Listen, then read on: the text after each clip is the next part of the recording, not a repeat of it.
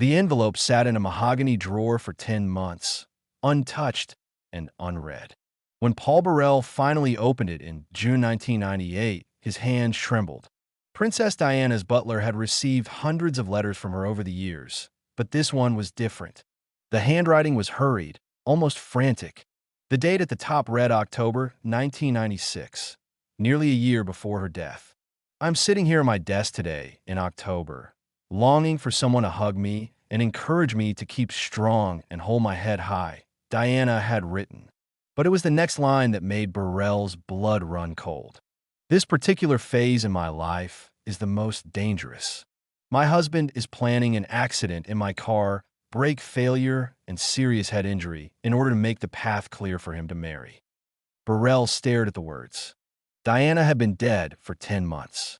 She had died in a car crash in Paris. A serious head injury. The coincidence was impossible to ignore. But here's what makes this story even more chilling. Diana wasn't the only one who knew. And that note? It wasn't the only warning she left behind. Before we dive deeper into what Diana knew and who she told, we need to understand something crucial about the final 2 years of her life. Because a woman who wrote that note wasn't the same naive teenager who had walked down the aisle at St. Paul's Cathedral in 1981. Diana had transformed into something the royal family hadn't anticipated, a threat. The transformation. In 1995, Diana did something unprecedented. She sat down with BBC journalist Martin Bashir and exposed the inner workings of the royal family to 23 million viewers. She talked about Charles's affair with Camilla. She discussed her own struggles with bulimia and depression. She questioned whether Charles was fit to be king. There were 3 of us in this marriage, she said, her eyes looking directly into the camera, so it was a bit crowded. The palace was furious. The Queen had never been so publicly contradicted. Charles had never been so thoroughly humiliated. And Diana? She had just painted a target on her back. But what the public didn't know, what wouldn't emerge for years, was that Diana had received death threats following that interview. Not just from random cranks, but detailed, specific threats that mention her sons, her movements, her security arrangements. The police investigated, but the letters kept coming. Dodi Al-Fayed would later claim that British intelligence services had Diana under constant surveillance during this period. Phone taps, hidden cameras in her apartment, tracking devices on her cars. At the time, these claims seemed paranoid. Conspiracy theories from a grieving father. But then the evidence started emerging. In 2006, Scotland Yard launched Operation Paget, a 3-year investigation into Diana's death. When they examined the files, they found something disturbing. Diana had indeed been under surveillance. Not by random stalkers or paparazzi, but by official channels. MI6 had a file on her. So did MI5. Her phone conversations had been monitored. Her movements tracked. The official explanation was security. Diana was still the mother of the future king. Of course, they were keeping tabs on her. But Diana herself had a different interpretation. They're not protecting me, she told her friend Simone Simmons in early 1997. They're watching me. There's a difference. The pattern. Here's where the story gets complicated, because Diana's fears weren't entirely new. She had been worried about her safety for years. But in late 1996 and early 1997, something changed. The concern became acute. The vague worry transformed into specific dread. She started telling people. In October 1996, the same month she wrote the note to Burrell, Diana had lunch with her lawyer, Lord Mishcon. She told him she believed there was a conspiracy to kill her. She said the brake failure would happen while she was in a tunnel.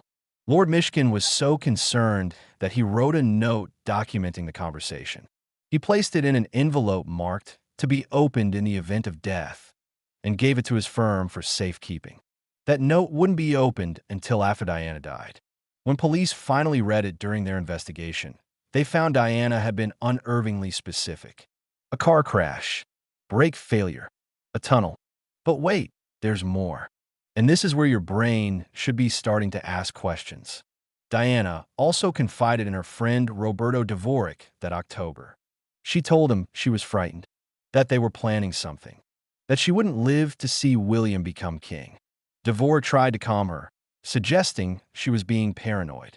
Diana shook her head. "You don't understand how the system works," she said. "When they want you gone, you're gone." She told her therapist. She told her astrologer. She told her voice coach Peter Settlein. And those conversations were caught on videotape, tapes that would later become evidence in multiple investigations. So here's the question that should be forming in your mind. Was Diana paranoid?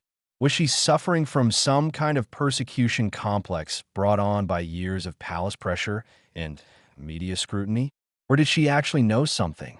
The answer is more complex than you might think. It involved a story that goes back much further than 1996. The marriage. To understand Diana's fears, you need to understand the marriage. And to understand the marriage, you need to forget almost everything you think you know about it. When Diana Spencer became engaged to Prince Charles in February 1981, she was 19 years old. Charles was 32. She had barely finished school. He had been in the Navy, traveled the world, conducted multiple relationships. The power imbalance was staggering. But here's what's important. Diana knew about Camilla from the beginning. Before the wedding, Diana found a bracelet Charles had commissioned for Camilla. 2 intertwined CS. She confronted Charles. He told her Camilla was an old friend, nothing more. Diana didn't believe him, but the wedding was already planned.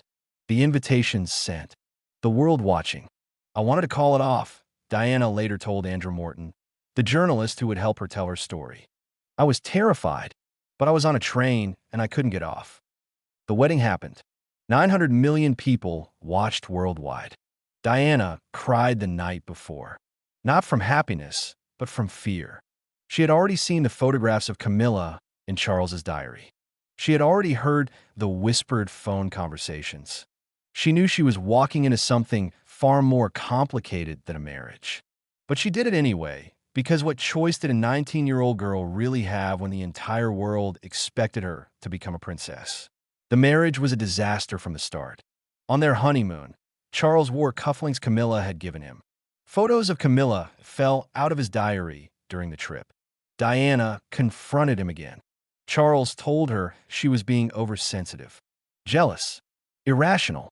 This is important because it established a pattern that would continue for 15 years. Diana seeing evidence of betrayal, Charles denying it, and Diana being told her perceptions weren't real. Gaslighting, we'd call it today. Back then, it was just how things were done in the royal family. By the time William was born in 1982, Diana was already struggling. Postnatal depression, which the palace ignored. Bulimia, which Charles mocked. She would binge and purge multiple times a day. She would cut herself. Charles would watch with what Diana later described as distant curiosity, as if she were a specimen in a jar rather than his wife. "They wanted me to fail," Diana told Morton. "I think they were disappointed when I didn't just disappear." But Diana didn't disappear. Instead, something unexpected happened. The public fell in love with her. The people's princess. Here's what the royal family didn't anticipate. Diana was good at the job. She was natural with people in a way that Charles, trained from birth for public life, could never manage. She would kneel down to talk to children. She would hold the hands of AIDS patients when the world still believed you could catch it from touching. She would cry at hospitals and laugh at school visits and hug people who never expected to be hugged by royalty. The cameras loved her. More importantly, people loved her. By 1985, Diana was the most famous woman in the world. More photographed than any actress or model. More discussed than any politician. Every outfit was dissected. Every hairstyle copied. Every gesture analyzed. The royal family had created a star, and they had absolutely no idea how to control her. Charles resented it. He had been preparing his entire life to be king, and his wife was getting all the attention. When they traveled together on official tours, crowds would groan with disappointment when Charles came to their side of the street. They wanted Diana. Always Diana. "My husband made me feel like I was a nuisance," Diana later said. "I wasn't good at anything. I was useless at everything except one thing, connecting with people. And that was the one thing they couldn't train into him." But here's where the story takes a darker turn, because Diana's popularity wasn't just an inconvenience for Charles. It was becoming a problem for the entire institution of the monarchy. The Queen and her advisors had spent decades carefully managing the royal family's image. They controlled access to the press. They stage-managed every public appearance. They presented a unified front of dignity, tradition, and careful distance from the common people. Diana was demolishing all of that. She was too emotional, too honest, too willing to break protocol. She would touch people when she wasn't supposed to. She would talk about mental health and addiction and eating disorders, subjects the royals never discussed publicly. She was making the rest of the family look cold by comparison. And worst of all, she was doing it all while her marriage was publicly falling apart. The War of the Waleses. By 1986, Charles had resumed his relationship with Camilla. He wasn't even hiding it particularly well. Diana knew. The staff knew. The security officers knew. Eventually, the press would know too. Diana fought back the only way she knew how. She took lovers of her own. First James Hewitt, her writing instructor. Then James Gilby, an old friend. Later Oliver Hoare, an art dealer. Each relationship was discovered. Each one became a scandal. The tabloids had a field day with headlines about the love-rat princess and her string of affairs. But here's what's important. Diana's affairs were always treated as betrayals, while Charles's relationship with Camilla was presented as a tragic love story. He was the prince who had been forced to marry the wrong woman. She was the unstable princess who couldn't handle royal life. The palace was actively briefing against Diana, leaking stories, planting negative coverage. They wanted to discredit her before she could damage the monarchy further. Diana knew this was happening. She could see the pattern in the press coverage. Positive stories about Charles. Negative stories about her. Anonymous palace sources painting her as mentally unstable, a bad mother, an embarrassment to the crown. She started documenting everything. She kept copies of articles. She recorded conversations. She wrote detailed notes about meetings with palace officials.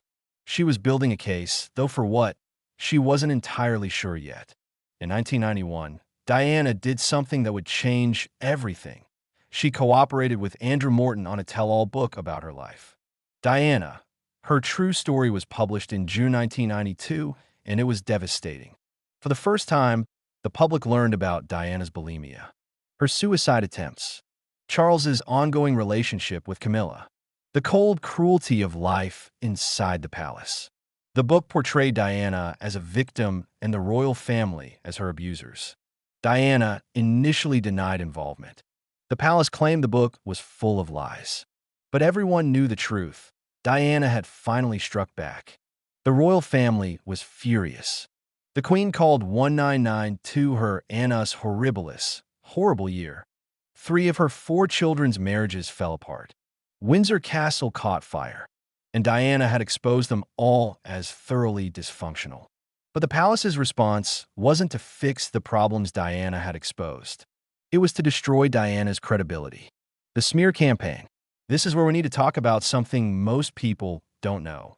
The British establishment has a long history of using intelligence services against domestic threats. MI5, Britain's domestic intelligence agency, was originally created to catch German spies. But over the decades, it had expanded its remit.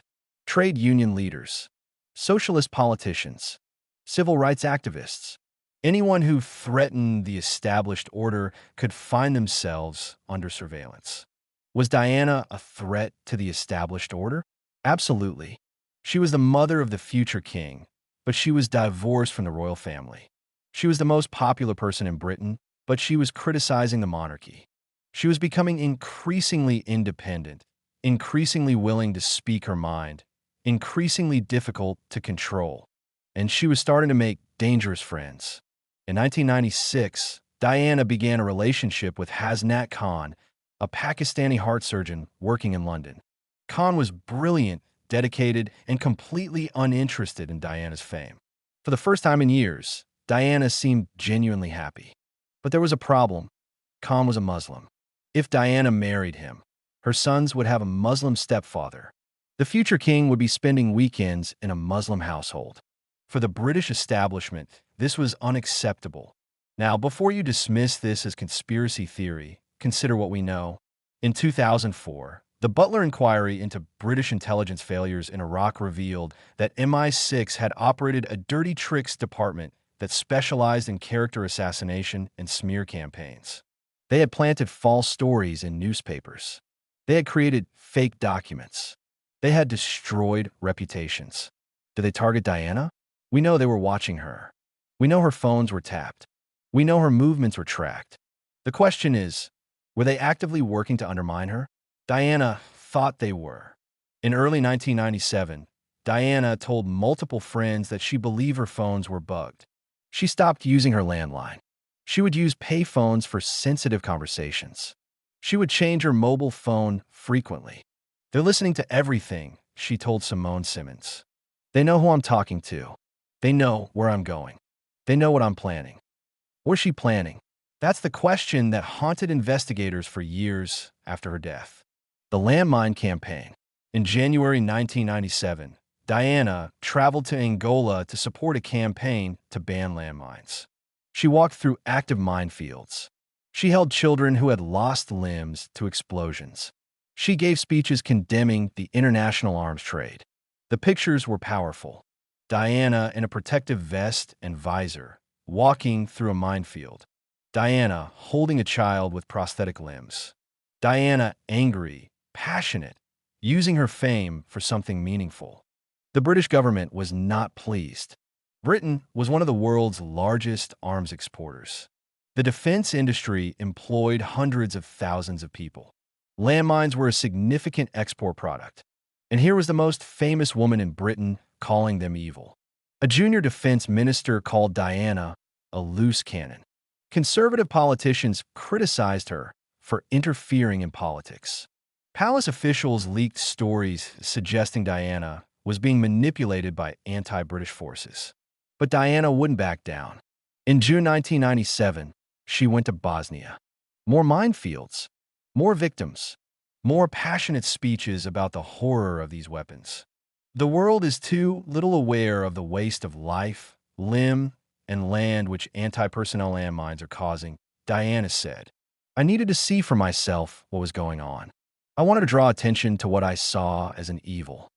She was becoming a genuine humanitarian, using her fame for concrete political goals, angering powerful people who had financial interests in the industries she was criticizing. And she was planning something even bigger. The last summer, in July 1997, Diana's relationship with Hasnat Khan ended. He couldn't handle the media attention. He wanted a normal life, and there was nothing normal about being involved with Diana. Diana was devastated. She had believed Khan was the one. She had even talked about converting to Islam. She had imagined a life away from Britain, away from the royal family, finally free. Instead, she was alone again. That's when Mohammed Al-Fayed entered her life. Al-Fayed was an Egyptian billionaire who owned Harrods department store and the Ritz Hotel in Paris. His son Dodi was a film producer living in Los Angeles. Al-Fayed invited Diana and her sons to spend part of the summer on his yacht in the Mediterranean. Diana accepted. She needed a break. She needed to get away from London and the press and the constant scrutiny. But here's what's interesting. Diana had known Al-Fayed for years, but she had always kept him at arm's length. He was too flashy, too nouveau riche, too desperate for royal approval. The palace had made it clear they didn't approve of him. He had been trying and failing to get British citizenship for years. He was seen as an outsider, unsuitable. So why did Diana suddenly accept his invitation? Some people believe she was genuinely just looking for a vacation. Others think she was trying to make Hasnat Khan jealous. But there's another theory, one that Al-Fayed himself would later promote. Diana was using the relationship with Dodi to accomplish something specific. What that something was depends on who you ask. But we know this. In July and August of 1997, Diana was making plans. Big plans. She had multiple phone conversations with American television networks about a major interview. Not a British interview, an American one, where she would have more control. She was discussing book deals. She was talking about moving to America, and she was planning to make an announcement. The engagement that never was. This is where the story gets murky because different people remember different things. Dodi Al-Fayed claims that Dodi and Diana were planning to announce their engagement. He says Dodi bought an engagement ring. He says Diana had agreed to marry him. He says they were planning to make the announcement in September. Diana's friends dispute this. They say Diana liked Dodi but wasn't in love with him. They say she was using the relationship to move on from Hasnat Khan. They say there was no engagement, no ring, no plan to marry. Who's telling the truth? Probably neither entirely. What we know for certain is this. In late August 1997, Diana and Dodi spent several days together in Paris. They went to the Ritz Hotel, which Al-Fayed owned. They had dinner. They were photographed by paparazzi everywhere they went. And something about the situation was making Diana nervous. She called her butler Paul Burrell on August 30th, the day before she died. She told him she would be back in London the next day. She sounded strange, distracted. When Burrell asked if everything was all right, Diana paused. "I don't know," she said. "Something doesn't feel right." She called her friend Rosa Monckton that same day. "I'm coming home tomorrow," Diana said. "I need to see the boys. I miss them." She called her sons at Balmoral, where they were staying with their father and the Queen. She told them she loved them. She told them she would see them soon. Multiple friends would later say that Diana sounded off in those final phone calls. Not quite herself, like she was worried about something but didn't want to say what. At 11:30 p.m. on August 30th, Diana and Dodi left the Ritz Hotel through the back entrance. They were trying to evade the paparazzi. Their driver was Henri Paul, the Ritz's acting security manager. Their bodyguard, Trevor Rees-Jones, sat in the front passenger seat. Diana and Dodi sat in the back. The Mercedes S280 pulled out into Paris traffic. Henri Paul accélérated. The paparazzi followed on motorcycles. At 12:23 a.m. on August 31st, 1997, the Mercedes entered the Pont de l'Alma tunnel traveling at approximately 65 miles per hour. Inside the tunnel, something happened. The car swerved. Henri Paul lost control. The Mercedes hit a concrete pillar at high speed. The impact was devastating. Henri Paul died instantly. Dodi Al-Fayed died instantly. Trevor Rees-Jones was severely injured but alive. Diana was conscious but critically injured. She had suffered a tear to her pulmonary vein, a rare injury that causes internal bleeding. French emergency services arrived within minutes. They stabilized Diana at the scene. They transported her to Pitié-Salpêtrière Hospital. Doctors operated, trying to stop the bleeding, trying to repair the damage. At 4 a.m., Princess Diana was pronounced dead. She was 36 years old. The immediate aftermath. The world woke up to the news. Diana was dead. The people's princess was gone, killed in a car crash in Paris. The initial reports were straightforward, a tragic accident. Diana's driver had been speeding, tried to escape paparazzi. He lost control in the tunnel. The car crashed. Diana died from her injuries. But within hours, questions started emerging. Why had Henri Paul been driving so fast? Why had they taken that route through the tunnel? Were Diana's regular bodyguards? Why was the back entrance of the Ritz being used? And then came the bombshell. Henri Paul had been drinking. French investigators found Henri Paul's blood alcohol level was 3 times the legal limit. He had also taken prescription antidepressants that shouldn't be mixed with alcohol. The investigation concluded that Henri Paul was drunk and driving recklessly, causing the crash that killed himself, Dodi, and Diana. Case closed. Tragic accident. Move on. Except Dodi Al-Fayed wasn't ready to move on. Al-Fayed didn't believe his son had died in a simple car accident. He believed it was murder, assassination, a conspiracy orchestrated by British intelligence to prevent Diana from marrying a Muslim and potentially embarrassing the royal family. Most people dismissed Al-Fayed's claims as the ravings of a grief-stricken father. Conspiracy theories. Desperate attempts to blame someone for an accident. But then Paul Burrell opened that envelope. The note. Remember the note Diana wrote to Burrell in October 1996? The one that said, "My husband is planning an accident in my car, brake failure, and serious head injury." Paul Burrell revealed that note's existence in October 2003, 6 years after Diana's death. He was testifying in court about some of Diana's possessions he had kept. The prosecutor asked if Diana had ever expressed fears for her safety. Burrell mentioned the note. The courtroom went silent. The judge asked Burrell to elaborate. Burrell described the letter, Diana's handwriting, the specific warning about a car crash, the mention of brake failure and head injury. The press went insane. Diana had predicted her own death. She had written it down. She had warned someone, and that someone had kept quiet about it for 6 years. But here's the thing. Burrell's revelation wasn't entirely new information. Multiple people knew Diana had been worried about her safety. Lord Mishcon had taken notes about Diana's fears. Other friends had heard similar warnings. What was new was the specificity. Diana hadn't just been vaguely worried. She had predicted a car crash, brake failure, head injury, almost exactly what had happened a year later. Was it a coincidence? Possible. Diana had been in cars thousands of times. She had been chased by paparazzi in cars hundreds of times. It wasn't unreasonable for her to worry about a car crash. But the specificity bothered people. Why mention brake failure specifically? Why mention a head injury? Why write it down and give it to someone for safekeeping? Unless Diana really did know something.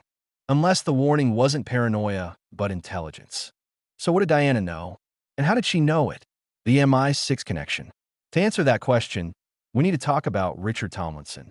Tomlinson was a former MI6 officer who had been dismissed from the service in 1995. He was bitter about his firing and had been trying to expose MI6 secrets ever since. In 1998, Tomlinson made an explosive claim. He had seen MI6 documents discussing plans to assassinate a Serbian leader using a fake car accident in a tunnel. The plan, as Tomlinson described it, involved blinding the driver with a bright flash of light as the car entered a tunnel. The driver would lose control. The car would crash. It would look like an accident. Sound familiar? Tomlinson suggested this exact same technique could have been used to kill Diana. He claimed MI6 had the capability. He claimed they had used similar methods before. He claimed Diana's death matched the pattern perfectly. British intelligence denied everything. They said Tomlinson was a disgruntled former employee making up stories. They said there was no plan to kill a Serbian leader using a fake car crash. They said the similarities to Diana's death were pure coincidence. But Tomlinson wasn't the only one making these claims. In 1998, French investigators revealed something strange. Several witnesses in the Pont de l'Alma tunnel that night reported seeing a bright flash of light just before Diana's car crashed. One witness described it as like a flashbulb going off. Another said it was like lightning in the tunnel. Could this have been a flash Tomlinson described? A flash designed to blind Henri Paul and cause him to lose control? French investigators tested the theory. They concluded the witnesses were probably seeing the headlights of motorcycles or camera flashes for paparazzi. Nothing more sinister than that. But the witnesses insisted this flash was different. Brighter, more intense, coming from a different direction than the paparazzi motorcycles. And then there was the mysterious white Fiat Uno. The white Fiat. Investigators found white paint on the Mercedes that had crashed. Not from the concrete pillar. Not from any part of the tunnel. The paint came from another car, specifically a white Fiat Uno that had been in the tunnel at the time of the crash. Multiple witnesses reported seeing a white Fiat Uno driving erratically near Diana's Mercedes just before the crash. Some witnesses said the Fiat was weaving in front of Diana's car. Others said it slowed down suddenly, forcing Henri Paul to swerve.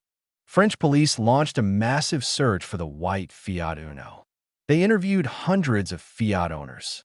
They tracked down every white Uno registered in Paris. They examined every single one looking for damage consistent with contact with Diana's Mercedes. They never found it. The white Fiat Uno disappeared. No one ever came forward. No car matching the description and damage pattern was ever located. So who was driving it? And where did they go? Dodi Al-Fayed believes the white Fiat Uno was part of the assassination plot. He thinks the driver was working for British intelligence. He thinks the car was used to slow down Diana's Mercedes or force it into a specific position in the tunnel. Investigators say it's more likely the Fiat driver was just an innocent bystander who panicked when they realized they had been involved in a crash that killed Princess Diana. They probably didn't even know they had made contact with the Mercedes. They went home, discovered damage to their car, and decided not to report it to avoid getting involved. But here's the problem with that theory. Someone would have seen something. Paris is covered in cameras. The Fiat would have been captured on traffic cameras or security footage somewhere. But despite extensive searching, no footage of the white Fiat Uno was ever found. It's as if the car simply vanished. And speaking of things that vanished, the missing evidence. In 2006, when Scotland Yard launched Operation Paget to investigate Diana's death, they discovered something disturbing. Crucial evidence from the crash was missing. The original investigation file was incomplete. Witness statements had gone missing. Photographs had disappeared. Parts of the Mercedes that crashed had been lost or destroyed before they could be properly examined. Some of this was explainable. The French investigation had been chaotic. Multiple agencies were involved.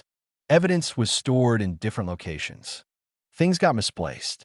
But some of it was harder to explain. Diana's body had been embalmed within hours of her death, before a full autopsy could be performed. This was highly unusual. British royal protocol actually discouraged embalming in cases of sudden death. An autopsy should have been performed first. Who authorized the embalming? The French authorities said it was requested by British officials. The British authorities said they never made such a request. The hospital said they were following standard procedure. But embalming made it impossible to do certain tests. Tests that might have revealed what Diana had consumed in her final hours. Tests that might have shown if she had been drugged or poisoned. Then there was the matter of Henri Paul's blood samples. Paul's blood alcohol level was tested twice after his death. Both tests showed he was heavily intoxicated. But here's the strange part. Henri Paul's friends and colleagues all insisted he wasn't a heavy drinker. Security footage from the Ritz Hotel showed him appearing completely sober just before he drove Diana and Dodi. How could a man who appeared sober on security footage have a blood alcohol level 3 times the legal limit? Some investigators suggested Henri Paul had been secretly binge drinking earlier in the evening. Others suggested he was better at hiding his intoxication than his friends realized. But there was another possibility. What if the blood samples weren't really Henri Paul's? The blood sample controversy. In 2006, Operation Paget investigated the blood samples taken from Henri Paul's body. What they found was deeply troubling. The sample showed not only high alcohol levels, but also high levels of carbon monoxide, over 20% carboxyhemoglobin saturation. This is consistent with carbon monoxide poisoning. People with levels that high are usually severely impaired or unconscious. They certainly aren't driving cars at high speeds through Paris. So how could Henri Paul have functioned if he had carbon monoxide poisoning? The official explanation is that Henri Paul was a heavy smoker who had been sitting in a smoke-filled room before driving. Carbon monoxide from cigarette smoke can build up in the bloodstream. But experts pointed out a problem. To get carbon monoxide levels that high from cigarette smoke alone, you need to be smoking continuously in an unventilated room for hours. Henri Paul had been at the Ritz Hotel, a luxury establishment with excellent ventilation. He had been walking around, going outside, moving between rooms. The carbon monoxide levels didn't make sense. Some investigators suggested a more disturbing possibility. The blood samples tested weren't actually Henri Paul's blood. They were samples from someone else, possibly from another body in the morgue that night. Could this be possible? Could there have been a mix-up in the morgue? French authorities insisted the samples were properly labeled and tracked. But the chain of custody documentation was incomplete. There were gaps in the record, periods where it wasn't entirely clear where the samples were or who was handling them. And here's where it gets even stranger. When investigators tried to do follow-up tests on Henri Paul's tissue samples years later, they discovered that some of those samples had been destroyed. Not all of them, just specific ones that might have been useful for independent verification. Accident? Poor record keeping? Or something more deliberate? We'll come back to that question. But first, we need to talk about what Diana was planning to do in September 1997. Because if she was actually assassinated, there had to be a motive. Something that made her enough of a threat that someone felt the need to eliminate her. And investigators believe that something was a humanitarian campaign that would have embarrassed the British establishment at the highest levels. The arms trade connection. Remember Diana's landmine campaign? Her trips to Angola and Bosnia? Her speeches condemning the international arms trade? That was just the beginning. In August 1997, Diana was planning a major trip to China. She was going to visit landmine victims there. She was going to give speeches. She was going to meet with Chinese officials about banning landmines. But more significantly, she was going to name names. Diana had been compiling information about which countries and which companies were profiting from landmine sales. She had met with activists who had detailed documentation about arms dealers, manufacturers, and government officials who were facilitating the trade, and she was planning to go public with it. One of the companies on Diana's list was a British firm with close ties to the government. Officials at that company would later be investigated for illegal arms sales, but in 1997, they were still operating openly. They were making millions from weapons sales to countries around the world. If Diana had named them publicly, it would have been a massive scandal. Government ministers would have been implicated.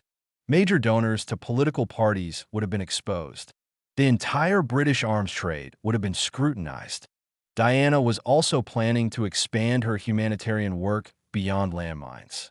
She wanted to focus on poverty, disease, and education in developing countries. She was in talks with multiple charities about becoming a sort of roaming ambassador, using her fame to draw attention to humanitarian crises around the world. This would have made her more powerful than any member of the royal family, except possibly the Queen. She would have been an independent operator with global influence, and she wouldn't be beholden to anyone in the British government or the palace. The establishment was worried. Diana was becoming too independent, too unpredictable, too willing to challenge powerful interests. But did that worry turn into action? Did someone actually decide Diana needed to be stopped? To answer that, we need to look at who Diana had angered by 1997. The list of enemies. Let's be clear about something. Diana wasn't universally loved. Yes, the public adored her. Yes, she was the most famous woman in the world. But she had made powerful enemies. The palace, obviously. She had embarrassed them repeatedly. She had exposed their dysfunction. She had made Charles look bad. She had questioned whether the monarchy was relevant. Palace officials had been briefing against her for years, but they couldn't control her. The arms industry. Diana's landmine campaign was threatening a multi-billion-dollar business. Defense contractors were furious. They had lobbyists pressuring the government to shut her down. British intelligence services. Diana had been making increasingly reckless decisions from their perspective. She was dating a Muslim. She was planning to move to America. She was becoming harder to surveil and control. She knew too much about too many sensitive topics. The paparazzi. This might seem strange, but stay with me. Diana had a complex relationship with the press. She used them when it suited her. She tipped them off about photo opportunities. But she also hated them. She was planning to take legal action against several publications for harassment. If she had succeeded, it would have changed how the British press operated. And then there was Charles himself. The Charles question. Here's something most people don't know. In 1996, Charles was in serious financial trouble. Not personal financial trouble. He had plenty of money. But the Duchy of Cornwall, the estate that provides income for the Prince of Wales, was struggling. Charles had expensive tastes. He was spending more than the duchy was generating. He needed more money. If Diana died, Charles wouldn't inherit her money. That would go to William and Harry. But her death would simplify his life considerably. He could marry Camilla without Diana making trouble. He wouldn't have to worry about Diana embarrassing him with her humanitarian work or her relationships. He could focus on rebuilding his image as the future king. Does that mean Charles wanted Diana dead? Of course not. There's no evidence Charles was involved in any plot against Diana. The idea is absurd. But some people have suggested that others might have acted on Charles's behalf without his knowledge. That someone in the palace or the security services might have decided Diana was too much of a problem and taken matters into their own hands. Is this plausible? Barely. The idea requires believing that multiple people coordinated a complex assassination plot, kept it secret, and then watched as Diana's death was investigated by multiple agencies over more than a decade without anyone talking. But here's what makes conspiracy theories about Diana's death hard to dismiss entirely. She predicted her own death, in writing, multiple times, to multiple people, and she was right about key details. Was Diana paranoid, or was she informed? What Diana knew. Let's review what Diana told people in the months before she died. She said there was a plot to kill her in a car crash. She said it would involve brake failure. She said it would happen in a tunnel. She said it was being planned by the royal family or by people acting on their behalf. She said she wouldn't live to see William become king. And here's what actually happened. Diana died in a car crash, in a tunnel, from injuries sustained when her car crashed at high speed, in circumstances involving a driver who may have been impaired and a mysterious white Fiat that was never found. The brake failure part doesn't match. French investigators found no evidence of brake tampering. But everything else? Eerily accurate. So how did Diana know? Theory 1. She didn't. She was making a lucky guess based on rational fears. She was constantly being chased by paparazzi in cars. A crash was always a possibility. Tunnels are dangerous places to drive at high speed. She extrapolated from the dangers she faced daily. Theory 2. Someone told her. Diana had contacts in security services through her royal protection officers. Maybe one of them heard something. Maybe someone who knew about a plot warned her. Maybe she was getting intelligence from someone who wanted to protect her. Theory 3. She was being psychologically manipulated. Maybe someone was deliberately trying to make her paranoid, feeding her information about plots that didn't exist, causing her to behave erratically and seem unstable. This would discredit her and make any future allegations seem like paranoid delusions. Which theory is correct? We don't know.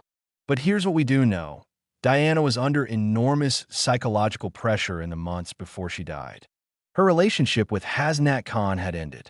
The palace was still briefing against her. The press was relentless.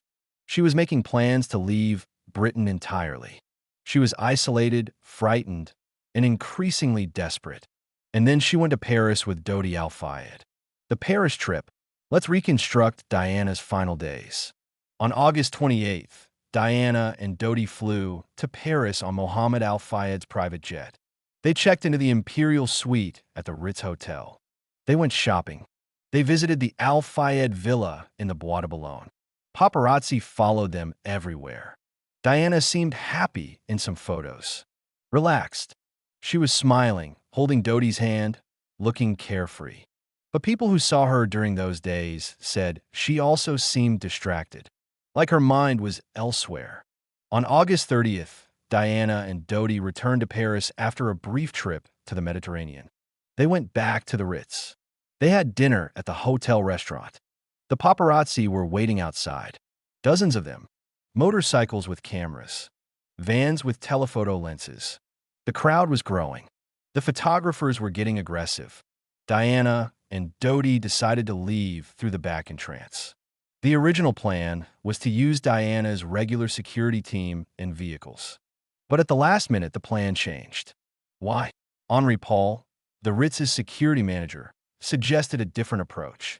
He would drive Diana and Dodi in one of the hotel's Mercedes sedans. They would use the back entrance. The security team would leave from the front as a decoy, drawing the paparazzi away. Diana agreed. It seemed like a reasonable plan. But here's what's strange. Henri Paul wasn't a trained protection officer. He wasn't qualified to drive for someone of Diana's status. He had been drinking, if the blood tests are accurate. He wasn't the obvious choice for such an important assignment. So why was he driving? Mohammed Al-Fayed has a theory. Henri Paul was working for British intelligence. He was a plant inside the Ritz, monitoring Al-Fayed and his guests. When Diana came to Paris, Paul saw an opportunity. He volunteered to drive, knowing what would happen next. Is there any evidence for this? Some. When investigators looked into Henri Paul's finances after his death, they found he had more money than his salary could explain. Bank deposits from unclear sources. Cash payments that weren't documented. French investigators concluded Paul was probably working as an informant for French intelligence, reporting on high-profile guests at the Ritz. Nothing sinister, just routine intelligence gathering. But Al-Fayed thinks Paul was working for MI6, that he was reporting Diana's movements, that he was part of the plot to kill her. We'll probably never know for certain. Henri Paul died in the crash. He can't answer questions, but we can look at what happened next. The final minutes. At 12:20 a.m. on August 31st, Henri Paul drove the Mercedes S280 out of the back entrance of the Ritz. Diana and Dodi were in the back seat. Trevor Rees-Jones, their bodyguard, sat in the front passenger seat. The paparazzi quickly realized what had happened. They had been waiting at the front entrance. When they saw the decoy vehicles leaving, they split up. Some followed the decoys. Others raced to find Diana's actual vehicle. Within minutes, motorcycles were following the Mercedes through Paris streets. Henri Paul accélérated. He was driving fast, too fast for Paris streets at night. But he had driven these routes hundreds of times. He knew the city. The Mercedes headed toward the Seine. They were taking the route along the river, heading back toward Dodi's apartment. At 12:23 a.m., the Mercedes entered the Pont de l'Alma tunnel. This is where witness accounts start to differ. Some witnesses say the Mercedes was traveling extremely fast, maybe 90 miles per hour. Others say it wasn't going that fast. Some say paparazzi motorcycles were right behind the car. Others say they were further back. But multiple witnesses agree on one thing. There was a bright flash in the tunnel just before the crash. One witness, Francois Levister, was particularly insistent. He was driving through the tunnel that night. He saw Diana's Mercedes enter ahead of him. He saw motorcycles following it. And he saw a bright flash, like a photographer's flash, but brighter and more sustained. Immediately after the flash, Diana's Mercedes swerved violently. It hit the white Fiat Uno, scraping against its side.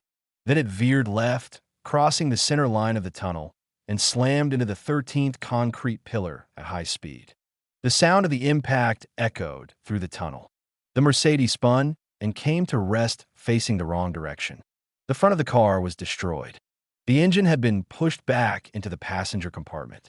Henri Paul and Dodi Al-Fayed died instantly from massive trauma. Trevor Rees-Jones was unconscious, his face shattered. And Diana was alive. The final hours. This is the part of the story that haunts everyone who studies Diana's death. She survived the initial impact. Diana was conscious when the first responders arrived. She was talking. She was aware. Her injuries weren't immediately visible as fatal. She had a cut on her forehead. She was complaining of pain in her chest. But she was alive. The French emergency services did what they were trained to do. They stabilized her at the scene. They didn't rush her to the hospital because moving trauma patients too quickly can worsen their injuries. They worked carefully, methodically. But Diana was bleeding internally. The impact had torn her pulmonary vein, a rare injury that causes blood to leak into the chest cavity. As the minutes passed, she was slowly bleeding to death. At 1:41 a.m., more than an hour after the crash, the ambulance carrying Diana finally left the tunnel. The journey to Pitié-Salpêtrière Hospital should have taken about 10 minutes. It took 40 minutes. Why? The ambulance stopped multiple times along the route. Each time, doctors worked on Diana inside the vehicle. They were trying to stabilize her.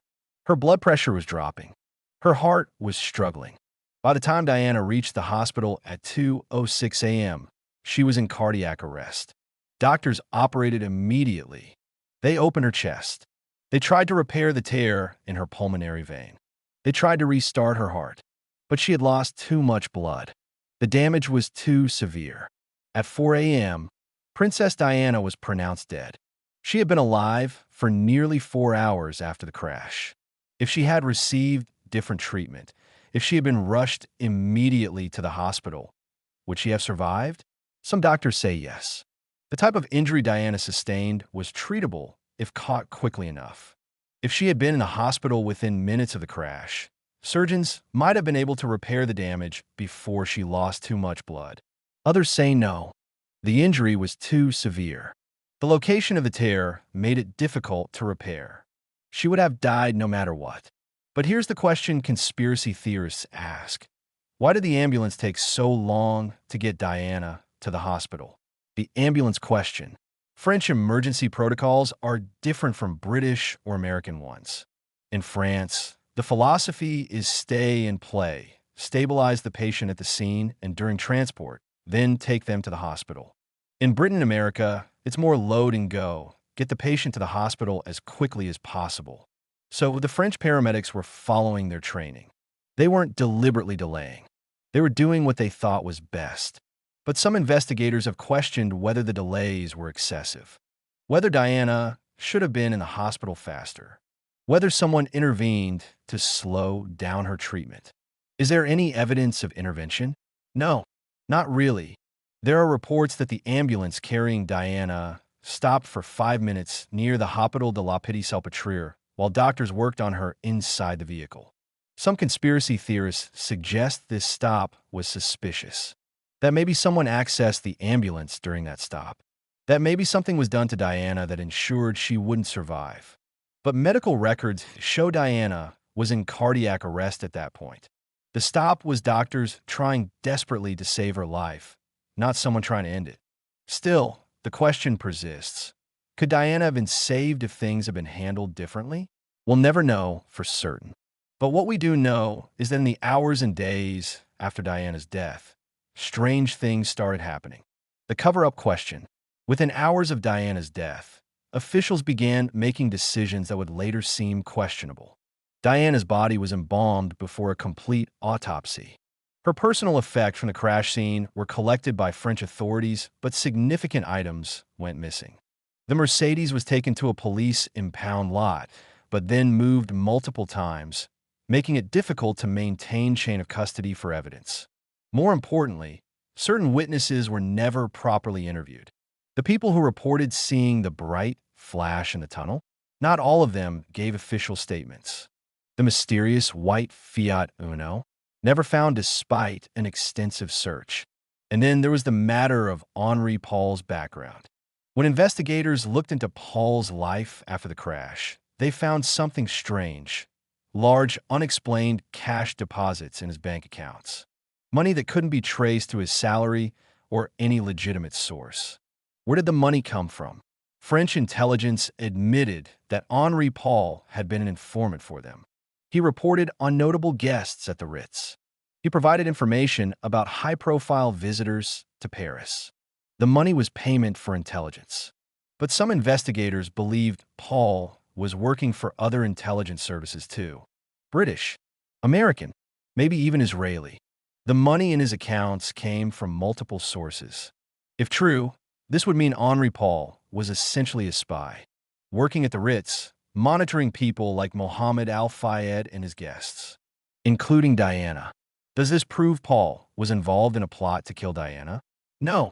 Informants gather information. They don't typically participate in assassinations.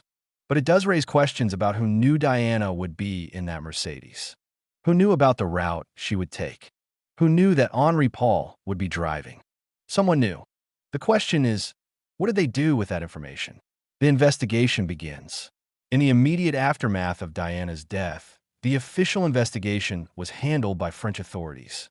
Judge Hervé Stephan was appointed to lead the inquiry. He spent 2 years examining evidence, interviewing witnesses, and analyzing the crash. In 1999, Judge Stephan released his findings. Diana's death was an accident. Henri Paul was driving drunk at excessive speed while trying to evade paparazzi. He lost control of the car. The crash killed him, Dodi Al-Fayed, and Diana. No evidence of foul play. No conspiracy. A tragique accident. The report should have ended the matter, but it didn't. Mohammed Al-Fayed refused to accept the findings. He hired lawyers. He hired private investigators. He collected his own evidence. He assembled a case that Diana and Dodi had been murdered, and he began publicly accusing the British royal family and intelligence services of being responsible. Al-Fayed's accusations were widely dismissed as grief-driven conspiracy theories. But he was persistent. He had money and resources. He kept pushing. In 2004, Al-Fayed got his wish. The British government launched Operation Paget, a comprehensive investigation into Diana's death led by former Metropolitan Police Commissioner Lord Stevens. Operation Paget lasted 3 years. Investigators re-examined all the French evidence. They interviewed hundreds of witnesses. They explored multiple conspiracy theories. They investigated claims about MI6 involvement, white Fiat Unos, mysterious flashes of light, and Henri Paul's background. In 2006, the Operation Paget report was released. It was 832 pages long. The conclusion: Diana's death was the result of gross negligence by Henri Paul and the paparazzi pursuing her. Not murder, not assassination. An accident caused by a drunk driver and reckless photographers. But the report also included something interesting, a note about Diana's fears. The investigation confirmed that Diana had indeed told multiple people she believed someone was planning to kill her in a car crash. Lord Mishcon's note was real. Paul Burrell's letter was real. Diana had been genuinely frightened. The investigation's explanation? Diana was paranoid due to the stress of her divorce and media harassment. Her fears weren't based on real threats. She was imagining conspiracies that didn't exist. But that explanation didn't satisfy everyone. Because even if Diana was paranoid, even if she was imagining things, she had been right. Operation Paget was supposed to settle everything. But Mohammed Al-Fayed still wasn't satisfied. He demanded a formal inquest, a legal proceeding where evidence would be presented in court, witnesses would testify under oath, and a jury would decide how Diana died. In 2007, 10 years after Diana's death, the inquest began. Lord Justice Scott Baker presided. The proceedings would last 6 months, hear from 278 witnesses, and examine thousands of pages of evidence. This was the first time many details about Diana's final days became public. Testimony was dramatic, often contradictory, and occasionally explosive. Paul Burrell testified about Diana's fears. He described the letter she had written predicting her death. He talked about how frightened Diana had been in her final year. Under cross-examination, lawyers tried to suggest Burrell was exaggerating or misremembering. But Burrell was adamant. Diana had known something was wrong. Lord Mishcon's note was entered into evidence. The lawyer who had taken Diana's warning seriously enough to document it. The note confirmed Diana had been specific about her fears: a car crash, brake failure, a tunnel. Rosa Monckton, Diana's close friend, testified about their final conversations. She described Diana as distracted and worried in August 1997. Something had been troubling her, though Diana hadn't said what. Trevor Rees-Jones, the bodyguard who survived the crash, testified. He had lost most of his memory of the accident due to his injuries. He remembered getting in the car. He remembered leaving the Ritz. Then nothing until he woke up in the hospital weeks later. His testimony was heartbreaking. A man struggling to remember the night that had killed 3 people and changed his life forever. The paparazzi who had chased Diana that night testified. Some were defiant, insisting they had done nothing wrong. Others were remorseful, acknowledging their pursuit had contributed to the dangerous situation. But all denied any knowledge of a conspiracy. French investigators testified about their findings. Henri Paul's blood alcohol level. The lack of evidence for brake tampering. The white Fiat Uno they never found. The witnesses who reported seeing a bright flash. And then came the testimony that changed everything. The intelligence connection. Richard Tomlinson, the former MI6 officer, testified about what he knew. He described the plan he had seen in MI6 documents for staging a car accident in a tunnel using a bright flash to blind the driver. He insisted the technique could have been used against Diana. MI6 officials testified in response. They denied such a plan ever existed. They denied Tomlinson's credibility. They said he was a bitter ex-employee making up stories to hurt the organization that had fired him. But Tomlinson wasn't alone in suggesting intelligence service involvement. Multiple witnesses testified about unusual activity around Diana in her final weeks. Cars that seemed to be following her. Phone calls that had strange clicking sounds suggesting surveillance. People who appeared to be watching her apartment. One witness, a British businessman named Richard Kay, testified that Diana had called him on the night of August 30th, just hours before she died. Diana had told him she was planning a major announcement, something that would surprise everyone. She wouldn't tell him what it was, only that it would happen in September. What was Diana planning to announce? We still don't know. Some speculated it was an engagement to Dodi.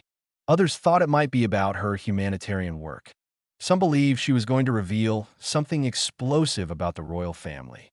Whatever it was, Diana never got the chance to tell anyone. The inquest also heard from witnesses who challenged the official narrative about Henri Paul's intoxication.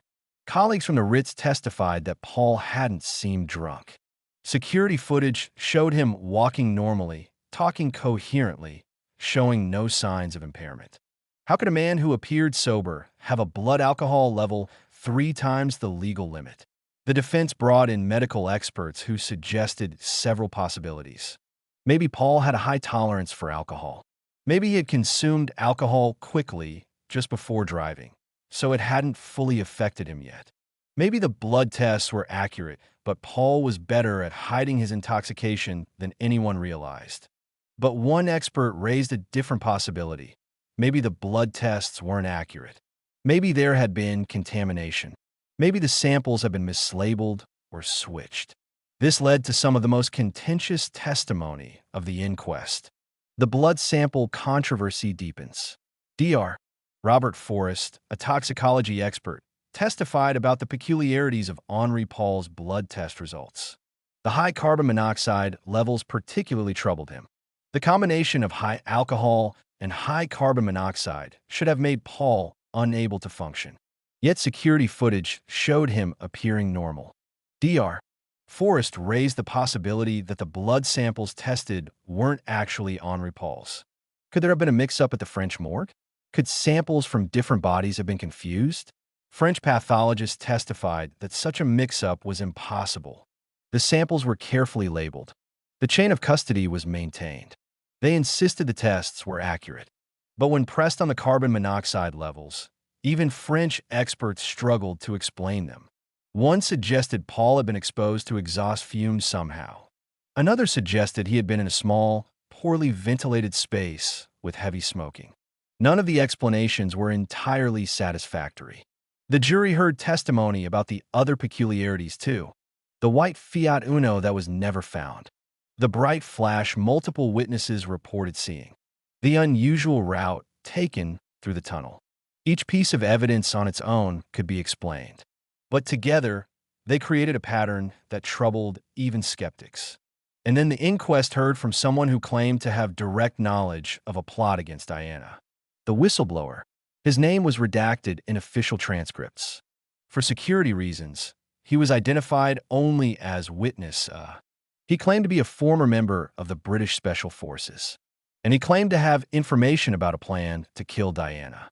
Witness A testified that in the weeks before Diana's death, he had overheard conversations among his colleagues about a problem that needed to be solved. The problem, he claimed, was Diana's relationship with Dodi Al-Fayed and her increasing independence from royal control. He described how special forces operatives could stage a car accident, how they could use bright flashes to disorient drivers, how they could make it look like an accident while ensuring the target didn't survive. Under cross-examination, Witness A's testimony fell apart. He couldn't provide specifics. He couldn't name names. He admitted he hadn't actually heard anyone say Diana's name. He had inferred the conversations were about Diana based on timing and context. The court ultimately dismissed witness A's testimony as unreliable. Either he was mistaken about what he had heard, or he was deliberately lying for attention.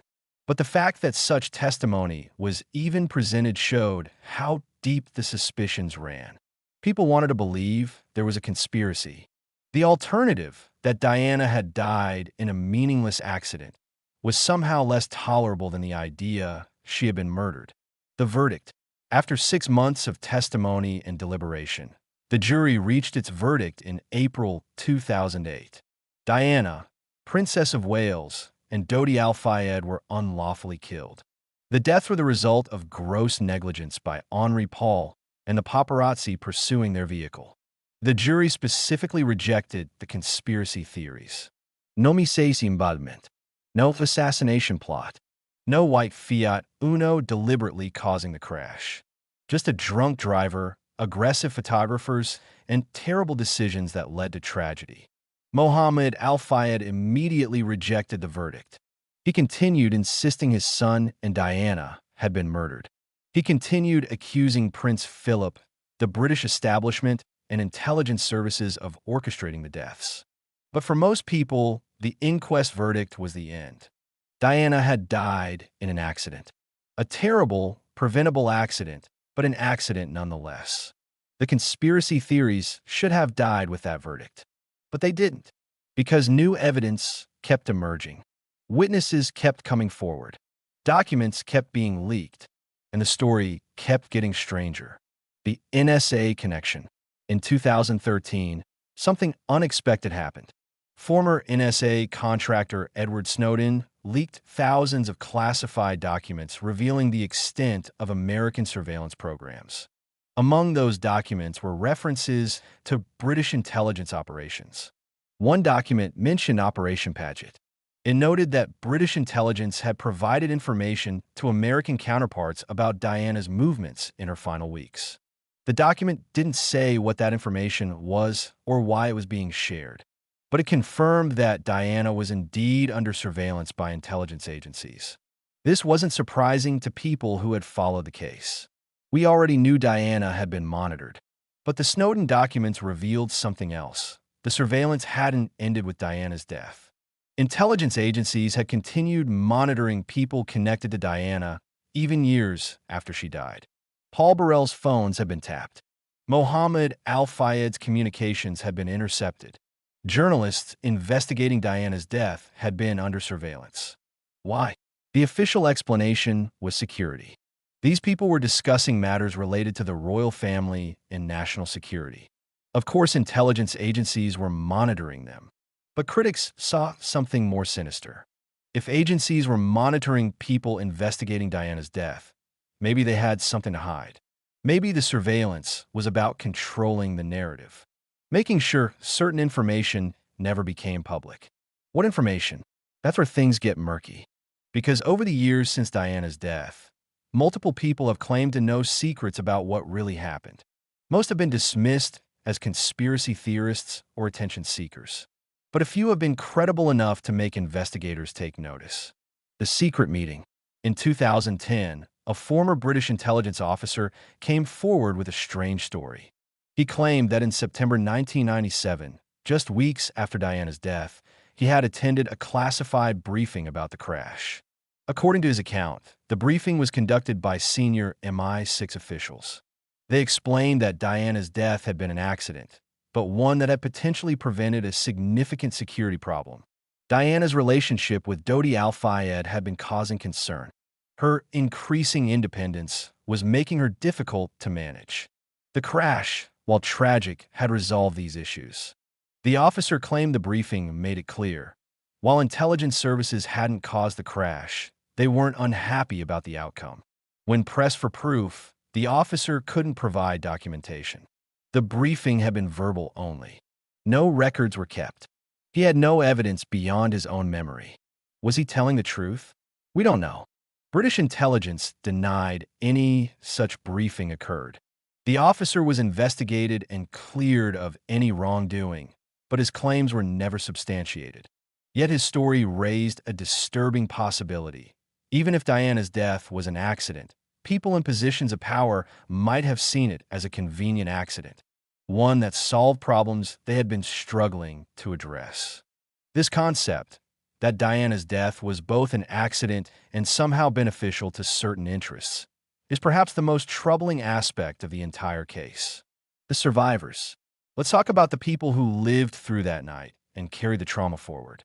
Trevor Rees-Jones, the bodyguard who survived, has remained largely silent about the crash. He wrote a memoir in 2000, but most of it dealt with his recovery from horrific injuries. His face had to be reconstructed. He lost most of his memory of the accident. He suffered from PTSD and survivor's guilt. Rees-Jones has consistently maintained that he remembers nothing useful about the crash. He doesn't remember a bright flash. He doesn't remember a white Fiat. He doesn't remember anything that might support conspiracy theories. Critics suggest his memory loss is suspicious. Perhaps he was drugged or injured in a way that specifically erased his memories. Perhaps he's been threatened into silence.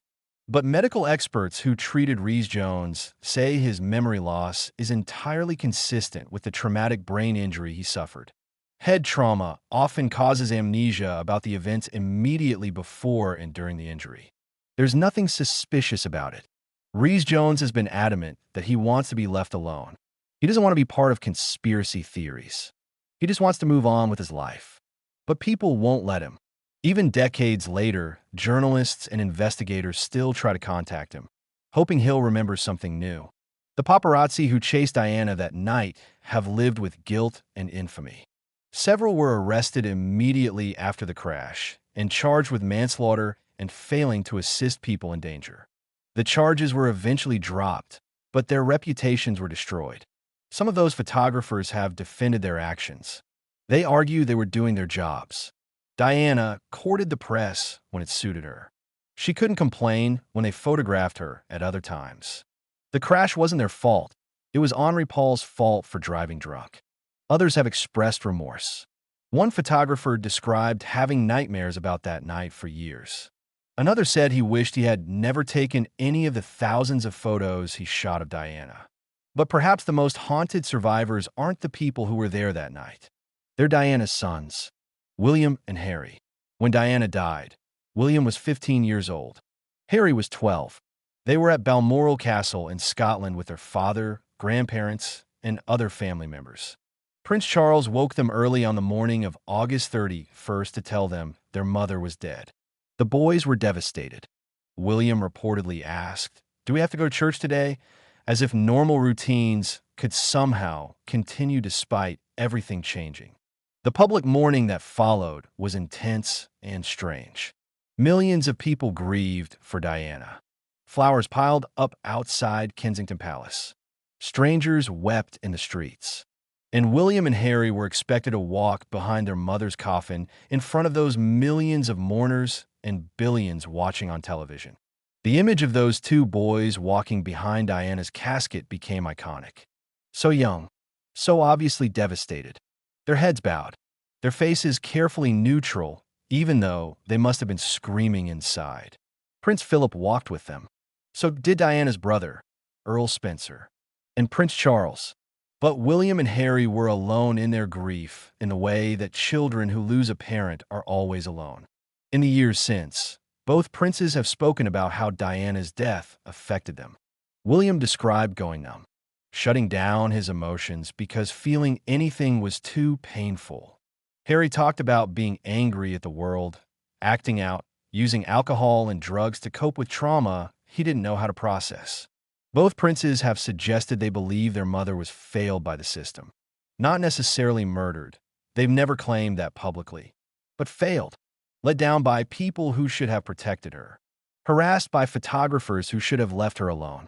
Isolated by a family that should have supported her. In 2017, on the 20th anniversary of Diana's death, William and Harry commissioned a documentary about their mother. They spoke about her with obvious love and lingering grief. They talked about how they wished they could have protected her, how they wished they had been older, more able to help. And they said something that caught many people's attention. They expressed anger at how the press and paparazzi had hounded Diana throughout her life. They suggested that if journalists had shown more restraint, their mother might still be alive. It was the closest either prince has come to assigning blame, not to conspiracies or assassins, but to the celebrity culture that turned their mother into a commodity. The endless appetite for photos and stories and scandals that made Diana so valuable to photographers that they would chase her at high speeds through Paris tunnels. But there was something William and Harry didn't talk about publicly: the specific fears Diana had expressed about being killed. Did their mother tell them about the plot she believed was being orchestrated against her? Did she share her letter predicting her death in a car crash? We don't know. The princes have never said. But it seems unlikely Diana would have burdened her teenage sons with such fears. She was trying to protect them from the ugliness of palace politics and media harassment. She wouldn't have made them complicit in her paranoia, whether that paranoia was justified or not. Unless she thought they needed to know. Unless she thought they might be in danger too. The palace response. The royal family's response to Diana's death was widely criticized. In the immediate aftermath, the Queen remained at Balmoral with William and Harry. She didn't return to London. She didn't make a public statement. She didn't fly the flag at Buckingham Palace at half-mast. The British public was furious. Their princess was dead, and the royal family seemed indifferent. People wanted to see grief. They wanted the Queen to cry. They wanted acknowledgement that something terrible had happened. 5 days after Diana died, the Queen finally returned to London. She gave a televised address in which she spoke about Diana's contribution to the country and acknowledged the outpouring of grief. The flag was lowered to half-mast, but the damage was done. The royal family's initial response had confirmed what many people believed. They had never liked Diana. They were cold, unfeeling, more concerned with protocol than with human emotion. In the years since, some historians have defended the Queen's response. She was prioritizing her grandsons, keeping them away from the chaos in London. She was trying to maintain some normalcy for William and Harry during an impossible time. She was being a grandmother, not a queen. But others argue the Queen made a strategic error. She underestimated how much the public loved Diana. She thought people would respect the family's need for private grief. Instead, her absence looked like callousness. The aftermath of Diana's death marked a turning point for the royal family. They realized they had to modernize. They had to be more emotionally open. They had to acknowledge that the old ways of distant dignity weren't working anymore. Diana had changed the monarchy, even in death. She had forced them to become more human. But did the palace actively work against Diana before her death? Did they brief journalists against her? Did they try to undermine her reputation? Yes, absolutely. We know this happened. Multiple journalists have confirmed they received negative briefings about Diana from palace sources. They were given stories about her mental health issues, her affairs, her supposedly erratic behavior. The palace wanted to control the narrative. They wanted Diana discredited. Was this part of a plot to kill her? No, there's no evidence of that. But it was part of an effort to neutralize her as a threat, to make her less credible, less sympathetic, less powerful. The palace couldn't control Diana, so they tried to destroy her reputation. They succeeded to some extent. By 1997, Diana's image was complicated. She was still beloved by many, but others saw her as unstable, manipulative, playing the victim. The palace's campaign had worked, but then Diana died, and she became a martyr. All her flaws were forgotten. All the negative stories seemed petty. She became the people's princess, perfect in death in a way she never was in life. The palace's attempts to discredit Diana had backfired spectacularly. The continuing investigation. You might think that after the French investigation, Operation Paget, and the inquest, there would be nothing left to investigate. But you'd be wrong.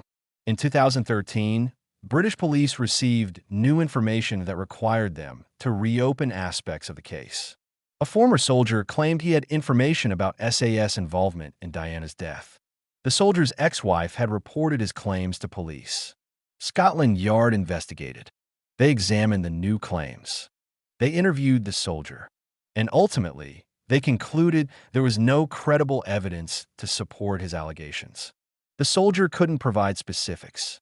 He had no documentation. His story was based on things he claimed to have overheard, not direct knowledge. But the fact that police took the claims seriously enough to investigate showed that Diana's death remained an open question in some people's minds. Then in 2015, a French investigation into the paparazzi who had chased Diana reopened. New witnesses had come forward. People who had been in the tunnel that night, but had never given statements. People who remembered details they hadn't thought were important at the time. Did these new witnesses change anything? Not really. They corroborated existing accounts. They confirmed paparazzi had been chasing Diana. They confirmed the crash happened at high speed. But they didn't provide any smoking gun evidence of assassination or conspiracy. The investigations continue in a sense. Journalists still dig into Diana's death. Documentaries are still made. Books are still written. Each one promises to reveal new secrets, expose new conspiracies, answer lingering questions. But mostly they rehash old information. The same witness statements. The same suspicions. The same lack of concrete evidence. Because here's the fundamental problem with conspiracy theories about Diana's death. They require believing that multiple people, drivers, intelligence officers, palace officials, photographers, coordinated a complex operation, kept it secret for decades, and left no definitive evidence. Is it possible? Sure, anything's possible. But is it probable? That's much harder to argue. The psychological need for conspiracy. There's a reason people want to believe Diana was murdered. It gives her death meaning. If Diana died in a random accident, wrong place, wrong time, bad driver, aggressive photographers, then her death was pointless, senseless, a waste. But if she was murdered, then her death meant something. She was important enough to kill. She was threatening enough that powerful people felt the need to eliminate her. Her death became part of a larger story about power, corruption, and resistance. Conspiracy theories about Diana's death aren't really about evidence. They're about narrative. They're about making sense of something that doesn't make sense. A beautiful, young, beloved princess dying in a tunnel in Paris because her drunk driver was speeding away from photographers. That's a stupid way to die. It's meaningless. It's random. But a beautiful, young, beloved princess being assassinated by shadowy forces because she was going to expose corruption or marry the wrong man or use her platform for dangerous political activism. That's meaningful. That's a story worthy of her life. People need Diana's death to matter, so they construct theories that make it matter. This doesn't mean conspiracy theories are necessarily wrong. Sometimes there really are conspiracies. Sometimes people do coordinate to commit crimes and hide evidence. But in Diana's case, the evidence suggests something more mundane and more tragic. A series of bad decisions that led to a preventable accident. Henri Paul shouldn't have been drinking. He shouldn't have been driving. Diana and Dodi shouldn't have left through the back entrance. They should have used trained security.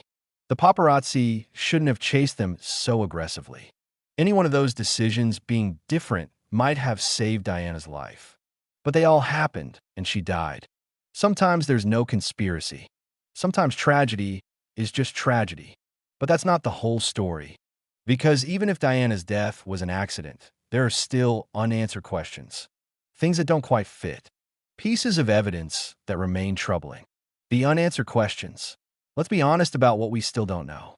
We don't know for certain that the blood samples tested after the crash belonged to Henri Paul. The carbon monoxide levels remain unexplained. The possibility of a mix-up at the morgue hasn't been definitively ruled out. We don't know who was driving the white Fiat Uno. Despite extensive searches, the car was never found. The driver never came forward. We have paint samples and witness descriptions, but no vehicle and no person. We don't know what caused the bright flash witnesses reported seeing in the tunnel. Was it cameras? Motorcycle headlights? Something else? Multiple witnesses were adamant they saw something unusual, but investigators never identified a source. We don't know what Diana was planning to announce in September 1997. Multiple people reported she was excited about something. She had told friends she was planning something significant. She had scheduled meetings with American media. What was she going to reveal? We don't know the full extent of intelligence surveillance on Diana. We know she was monitored. We know her phones were tapped. But we don't know everything intelligence agencies knew about her activities, her plans, her relationships. Those files remain classified. We don't know if Diana was right to be frightened. Her predictions about dying in a car crash were eerily accurate. Was that paranoid intuition? Lucky guessing? Or did she actually have information about a threat? These questions don't prove conspiracy, but they do mean the case isn't as closed as official investigations claim. There are gaps in the evidence. There are witnesses who weren't fully heard. There are documents that remain classified. There are people who know things they've never publicly stated. The complete truth about Diana's death may never be known. Too much time has passed. Too many witnesses have died. Too much evidence has been lost or destroyed. But we can still examine what we do know. We can still look at patterns. We can still ask difficult questions. And that's what the final part of this investigation will do. The legacy. Diana's death changed everything. Not just for the royal family, but for celebrity culture, journalism, privacy law, and how we think about fame. After Diana died, there was a widespread reckoning about paparazzi harassment. The photographers who had chased her were vilified. There were calls for new laws restricting press freedom in the interest of privacy. Some of those laws were passed. In Britain and across Europe, privacy protections were strengthened. Celebrities gained more legal tools to fight back against intrusive photography. But the fundamental dynamic didn't change. Celebrities are still chased by photographers. Private moments are still captured and sold. The only thing that changed was the technology, digital cameras, long lenses, drones making it easier than ever to photograph someone without their knowledge. Diana's sons, William and Harry, have tried to address this. They've spoken publicly about the trauma of having their mother's death turned into entertainment. They've called out journalists and photographers who continue invasive practices. Harry, in particular, has become vocal about media harassment. His own struggles with press intrusion, especially regarding his wife Meghan, have made him even more protective of privacy than his brother. In 2020, Harry and Meghan stepped back from royal duties and moved to America partly because of media pressure. Harry explicitly compared Meghan's treatment by British tabloids to what his mother experienced. He was determined not to lose another woman he loved to the same forces that killed his mother. Whether you agree with Harry's choices or not, his motivation is understandable. He watched his mother be destroyed by media harassment. He watched her die while being chased by photographers. He wasn't going to let that happen again. Diana's death also changed how the royal family operates. They became more accessible, more emotionally open, more willing to discuss mental health and personal struggles. William and his wife Catherine are different kinds of royals than Charles and Diana were. They control their image more carefully. They're more strategic about media access. They've learned from Diana's mistakes and the palace's mistakes. In some ways, Diana's legacy is a blueprint for modern royal life. Be warm and accessible, but maintain boundaries. Use media attention strategically rather than being used by it. Prioritize family over institution. Be willing to break protocol when necessary. But Diana's legacy is also a warning. Fame is dangerous. Visibility is vulnerable. And the institutions that are supposed to protect you might actually be your enemies. The final question. So what really happened on August 31st, 1997 in the Pont de l'Alma tunnel? Here's what we know for certain. Diana and Dodi left the Ritz Hotel at 12:20 a.m. They were driven by Henri Paul in a Mercedes S280. They were pursued by paparazzi on motorcycles. The car entered the Pont de l'Alma tunnel, traveling at high speed. Something happened that caused Henri Paul to lose control. The car hit a concrete pillar. Henri Paul and Dodi died instantly. Diana survived initially, but died hours later from internal bleeding. Everything else is interpretation, speculation, and competing narratives. The official conclusion: Henri Paul was drunk. He was driving too fast. He lost control. Diana's death was an accident caused by his negligence and the pressure created by paparazzi pursuit. The conspiracy theory: Diana was assassinated by British intelligence services or forces acting on behalf of the royal family. The crash was staged to look like an accident. Henri Paul might have been working for intelligence services. The white Fiat Uno was involved in forcing the crash. The bright flash was a tactical device designed to blind the driver. The middle ground: Diana's death was an accident, but one that occurred in the context of surveillance, harassment, and institutional hostility toward her. While no one directly caused the crash, the circumstances that led to it were created by forces that wanted Diana marginalized or eliminated from public life. Which interpretation is correct? The evidence supports the official conclusion more than the conspiracy theory. There's no smoking gun proving assassination. The mechanics of the crash are consistent with a drunk driver losing control. The investigations, while imperfect, were extensive and didn't find evidence of foul play. But the middle ground interpretation has merit too. Diana was under surveillance. She was being undermined by palace briefings. She was harassed by photographers. She was in a genuinely dangerous situation even before that final car ride. Could Diana have been killed accidentally on purpose?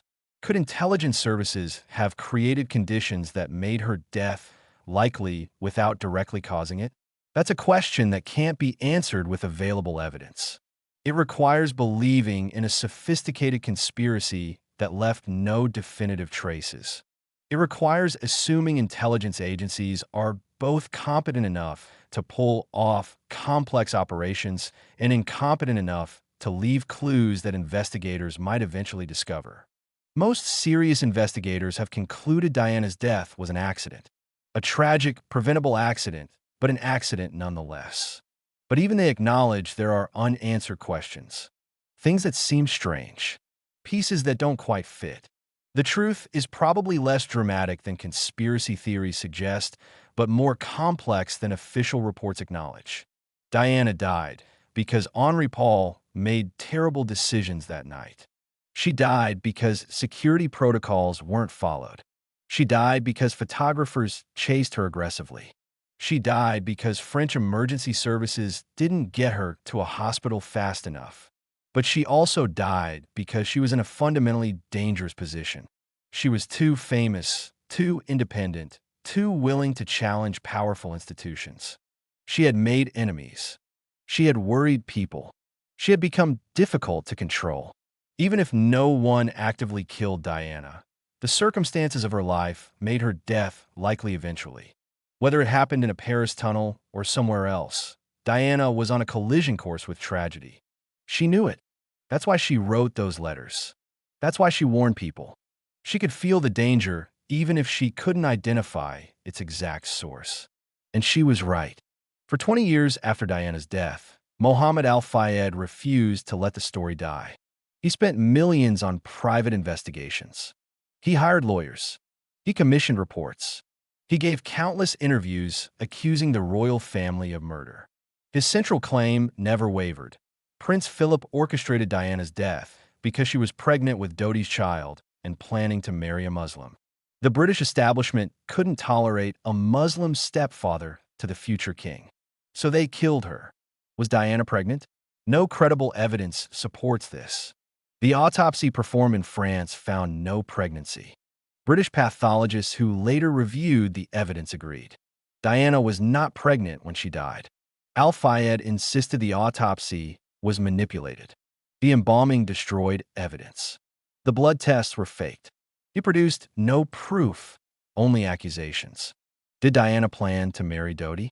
Again, evidence is mixed. Al-Fayed insists they were engaged. Diana's close friends deny this.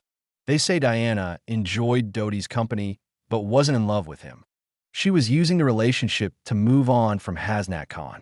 The engagement ring Al-Fayed claims Dodi purchased. It was found, but Diana never wore it. There's no evidence she accepted a proposal. So why did Al-Fayed push these narratives so aggressively? Several theories exist. Theory 1. He genuinely believed them. Grief made him see conspiracy where there was only tragedy.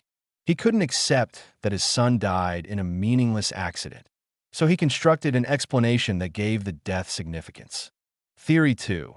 He was using Diana's death to pursue a personal vendetta against the royal family. Al-Fayed had been trying to gain British citizenship for years. The establishment repeatedly rejected him. He was bitter, angry, and saw Diana's death as an opportunity to strike back. Theory 3. He was protecting his own reputation. The crash happened after Diana and Dodi left the Ritz Hotel, which Al-Fayed owned. Henri Paul worked for Al-Fayed.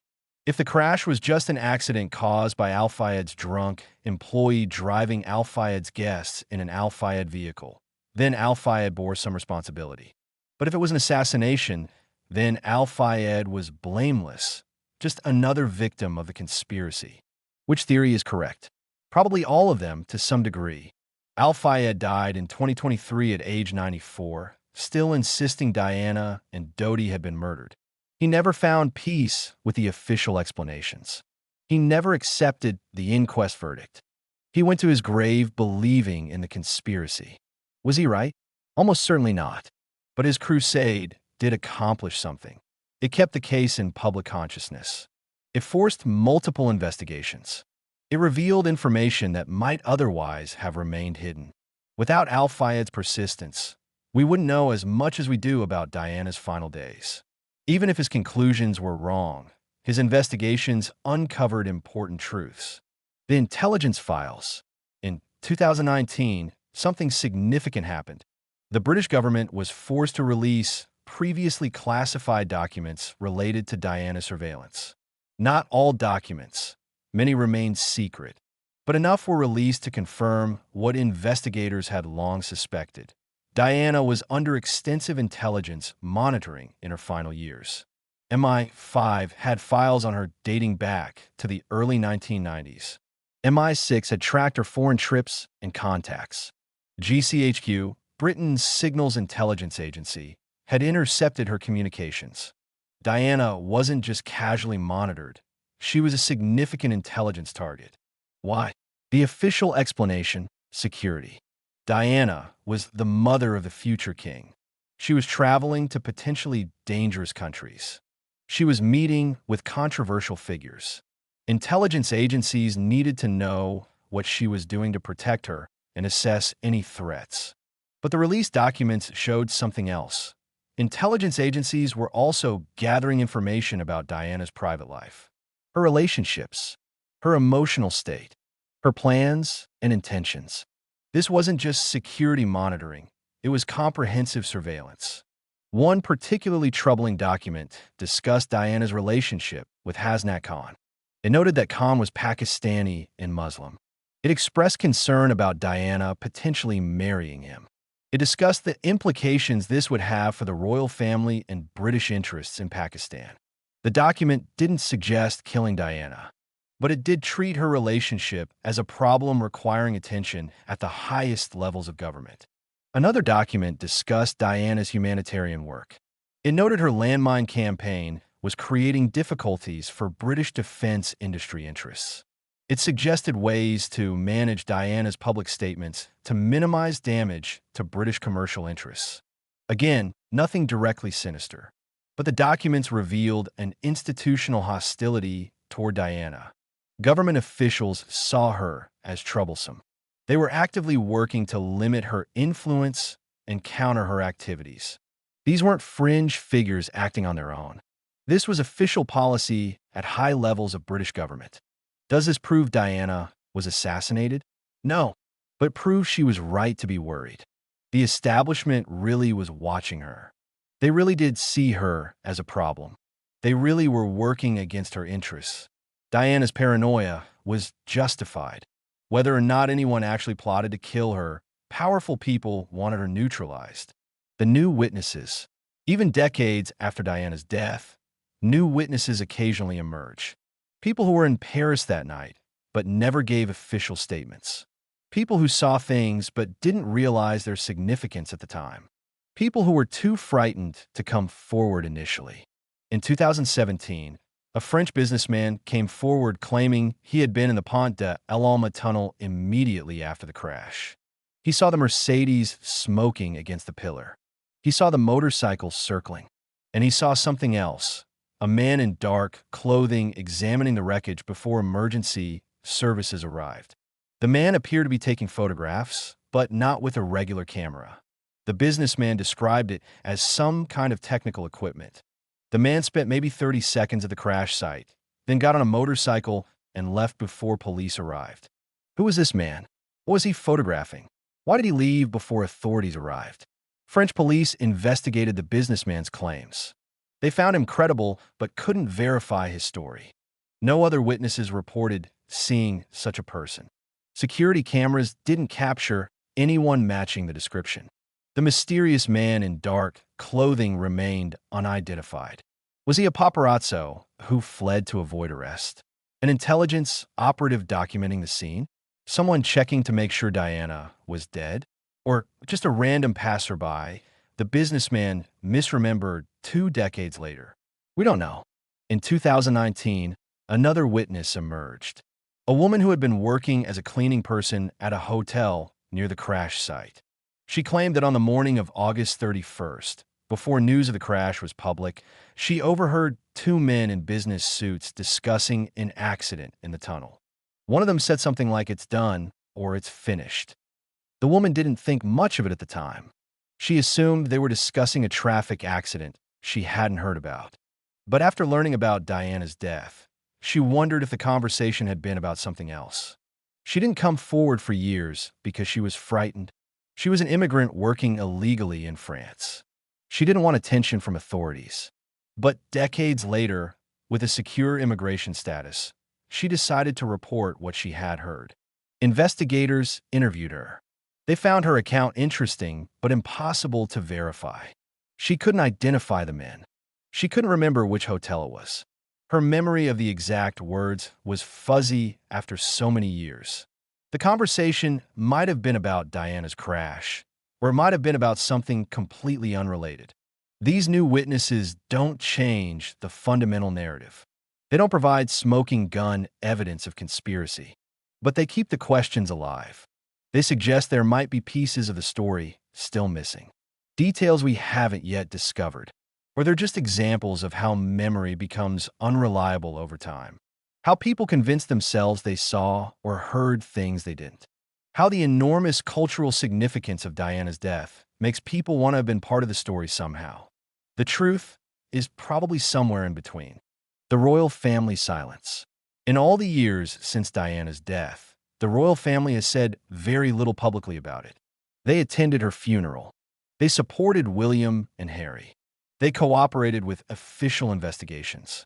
But they haven't engaged with conspiracy theories. They haven't defended themselves against Al-Fayed's accusations. They've maintained dignified silence. Is this admirable restraint or suspicious avoidance?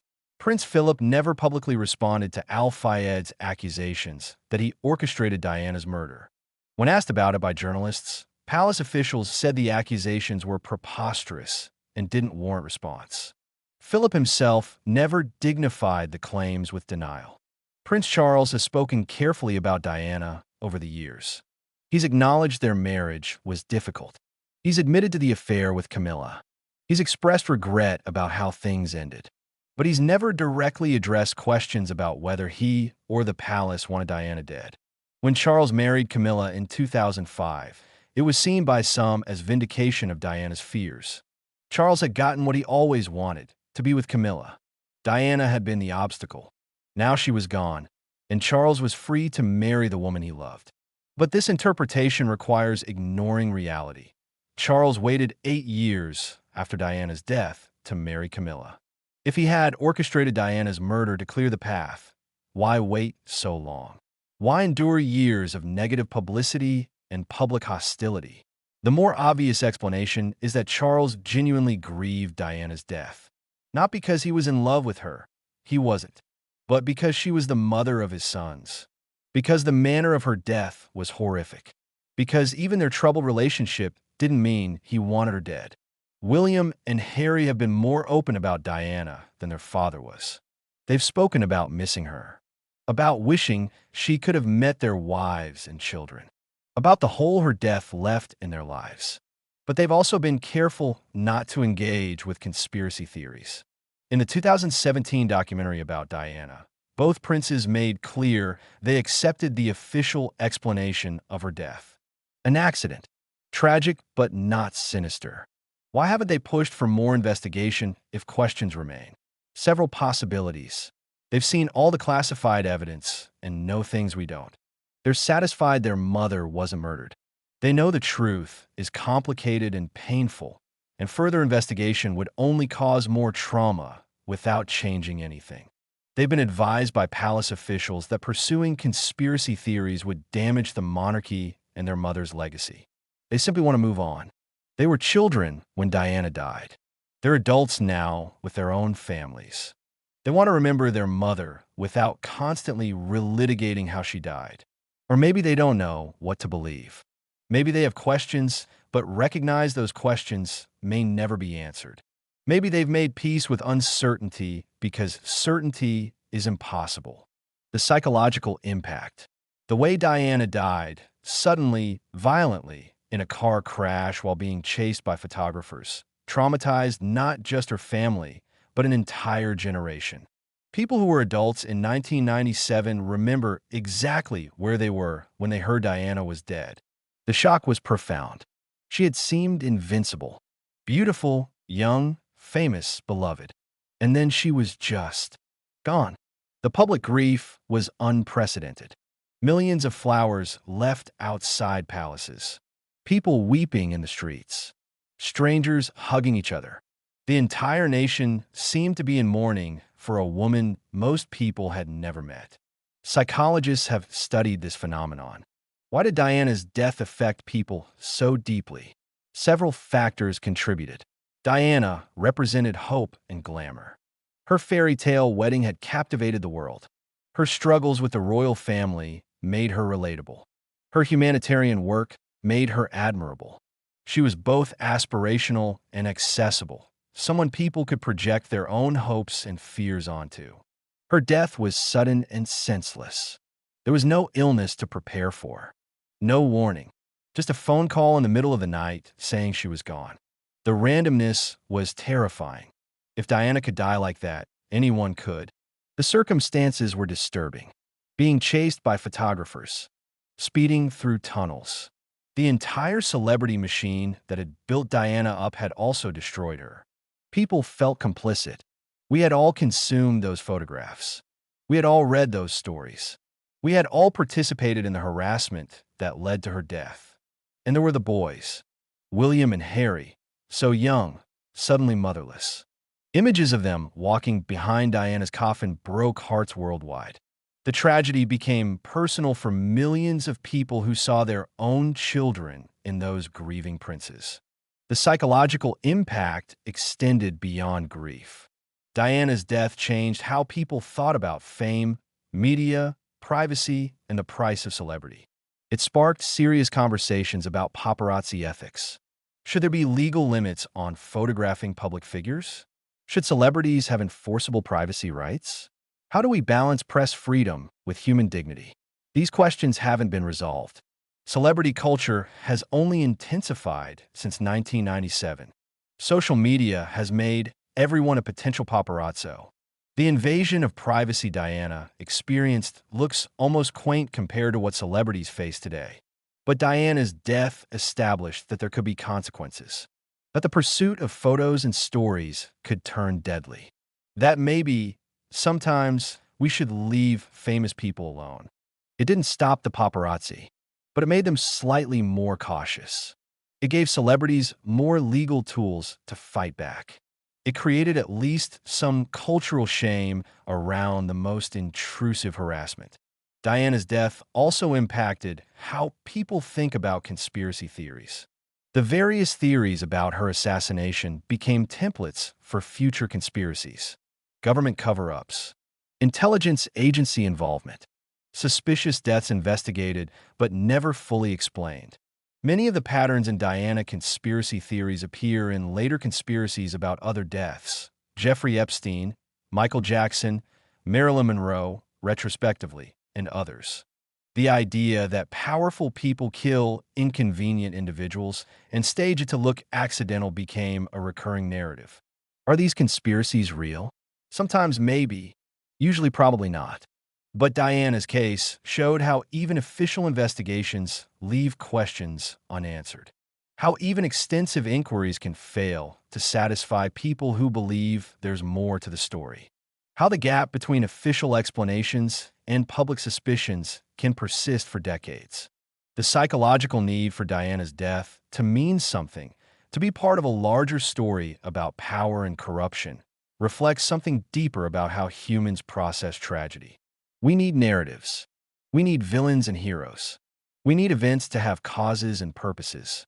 Random accident caused by a drunk driver doesn't satisfy that need. Assassination by shadowy forces does. Even if it's not true, the media's role. No discussion of Diana's death is complete without examining the media's role. Not just the paparazzi who chased her that night, but the entire ecosystem of celebrity journalism that created the demand for Diana photos. In 1997, a single photograph of Diana could sell for hundreds of thousands of dollars. Photos of Diana with Dodi were especially valuable. The more intimate the photo, the more candid the moment, the higher the price. Tabloids and magazines paid these prices because readers bought publications featuring Diana. She sold magazines like no one else. A Diana cover guaranteed increased sales. Advertisers knew this and paid premium rates for ad space in Diana issues. This created a market that incentivized aggressive photography. If you could get a photo of Diana that no one else had, you can make a fortune. So photographers took enormous risks, chasing cars at high speeds, using long lenses from dangerous positions, harassing Diana everywhere she went. The photographers who chased Diana that night weren't acting maliciously. They were doing their jobs. Jobs that existed because media outlets were willing to pay for Diana photos. Jobs that existed because millions of people wanted to see those photos. Everyone in that chain bears some responsibility. The photographers, the photo agencies, the magazines and tabloids, the advertisers, and ultimately, the readers who consumed the content. After Diana died, many media outlets expressed remorse. Some published editorials about the need for restraint. Some established guidelines about respecting privacy. Some stopped purchasing paparazzi photos obtained through harassment. But the market didn't disappear. Celebrity journalism continued. The economics remained the same. Only the technology changed. Digital cameras made it easier to take and distribute photos. The internet created new platforms for celebrity content. Social media enabled everyone to become a consumer and producer of celebrity information. If anything, the invasion of celebrity privacy has intensified since Diana's death. She faced perhaps 100 photographers at any given time. Modern celebrities face thousands. Professional paparazzi plus fans with smartphones plus drone operators plus tabloid journalists plus social media accounts dedicated to tracking their movements. Diana's death should have been a turning point. A moment when media organizations and the public agreed that some boundaries shouldn't be crossed. That celebrities deserve basic human dignity. That the pursuit of photos and stories has limits. Instead, it was just a brief pause. A moment of reflection followed by a return to business as usual. The only real change has been legal. Privacy laws have strengthened in some jurisdictions. Celebrities have won more lawsuits against intrusive media. Harassment is slightly more risky legally than it was in 1997. But the fundamental dynamic remains. Celebrities are valuable commodities. Their images and stories generate money. And as long as there's profit in celebrity journalism, someone will pursue those stories aggressively. Diana died because she was too valuable. Because photos of her were worth so much that photographers would risk anything to get them. Because the entire system incentivized the behavior that killed her. That system still exists. Diana's death exposed its ugliness but didn't destroy it. The question of justice. Was justice served in Diana's case? The French investigation concluded Henri Paul was responsible for the crash. He was driving drunk at excessive speed. He died in the crash, so he couldn't be prosecuted, but the investigation clearly blamed him. The paparazzi who chased Diana were initially arrested and charged with manslaughter and failing to assist people in danger. Those charges were dropped. French courts concluded that while the photographer's pursuit contributed to the dangerous situation, they didn't directly cause the crash. Henri Paul's decisions caused the crash. So legally, no one was held accountable for Diana's death. Henri Paul was blamed, but he was dead. The paparazzi were criticized, but faced no legal consequences. Is this just? It depends on how you understand responsibility. If the crash was purely Henri Paul's fault, if he chose to drink, chose to drive, chose to speed, then perhaps justice doesn't require punishing anyone else. He made terrible decisions. He paid with his life. Case closed. But if the crash resulted from a system of pressures and incentives, paparazzi chasing for valuable photos, Paul trying to protect his passengers, Diana and Dodi wanting privacy, then individual blame seems insufficient. How do you prosecute a system? How do you hold an entire industry accountable? How do you punish the cultural obsession with celebrity that created the market for Diana photos? You can't. Not really.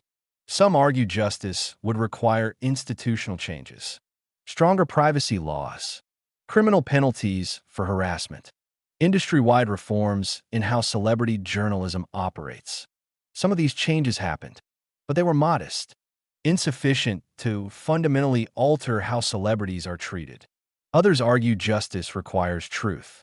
Full disclosure of what intelligence agencies knew about Diana. Release of all classified documents. Complete transparency about surveillance and any official efforts to monitor or control her. This hasn't happened. Many documents remain classified. Intelligence agencies maintain secrecy about their Diana-related operations. Still, others argue justice requires acknowledgement. The royal family admitting they mistreated Diana. The palace apologizing for briefing against her. Charles publicly expressing regret for the affair with Camilla and the emotional damage it caused. Charles has expressed some regret, but full accountability has never happened. The royal family has never fully acknowledged their role in Diana's suffering. So is justice served? Not really. Diana is dead. The people who contributed to the circumstances of her death, Paul, the paparazzi, palace officials, intelligence operatives, media executives, the consuming public, have faced minimal consequences. Her death changed some things, but not enough. The world that killed Diana still exists. Slightly more cautious, legally constrained, but fundamentally unchanged. What Diana would think? This might seem like an impossible question. Diana is dead. We can't know what she would think about anything, but we can make educated guesses based on who she was and what she valued. Diana would probably be frustrated that her death became the subject of endless conspiracy theories. She wanted to be remembered for her humanitarian work, not for how she died. The focus on her death has somewhat overshadowed her life. She would likely be angry that the media hasn't fundamentally changed. Diana spent years fighting for privacy, and the invasion she experienced has only intensified for celebrities today. She would see her death as having achieved little in terms of actual reform. She would almost certainly be horrified by how her sons have been treated. William and Harry have faced their own media harassment. Harry's relationship with Meghan has been subjected to the same kind of intrusive coverage that tormented Diana. She would hate that the cycle has continued, but she would also be proud of how her sons have handled things. They've spoken openly about mental health. They've used their platforms for charitable work. They've tried to maintain boundaries with media while still fulfilling public duties. They've learned from her mistakes and successes. Diana would probably have opinions about the conspiracy theories. She might be amused by some, annoyed by others, disturbed by how her fears have been used by people like Dodi Al-Fayed to pursue personal vendettas. Most importantly, Diana would want the focus to return to the work she cared about: landmines, AIDS awareness, homelessness, mental health, the humanitarian causes she championed. Her death has overshadowed those causes. Instead of being remembered primarily as a humanitarian, she's remembered as a tragic figure who died too young. Her death is her most famous moment, which is the opposite of what she would have wanted. In her final years, Diana was trying to redefine herself, not as a princess, not as Charles's ex-wife, not as a fashion icon or tabloid subject, but as a serious humanitarian using her fame to make the world better. She was making progress. Her landmine work was genuinely impactful. The attention she drew to AIDS patients and their families helped reduce stigma. Her willingness to discuss mental health issues opened conversations that had been taboo. Then she died, and all that work got frozen in time. Diana became a symbol rather than a person, a saint rather than a flawed human being trying to do good. The real Diana was more interesting than the saint. She was complicated, sometimes manipulative, occasionally vindictive, but also genuinely caring, surprisingly brave, and increasingly focused on using her celebrity for meaningful purposes. That Diana, the real one, not the symbol, has been somewhat lost in the 20-plus years of investigations, conspiracy theories, and cultural mythology. Maybe the best way to honor Diana isn't to keep investigating her death. Maybe it's to continue the work she started, to support the causes she championed, to remember her as a humanitarian who died too soon, not just as a victim of circumstance or conspiracy. The final analysis. After examining all the evidence, hearing all the testimonies, considering all the theories, what can we conclude about Diana's death? The most likely explanation remains the official one. Diana died in an accident. Henri Paul, driving while intoxicated, lost control of the Mercedes in the Pont de l'Alma tunnel. The car crashed at high speed. Paul and Dodi died instantly. Diana survived initially, but succumbed to internal bleeding.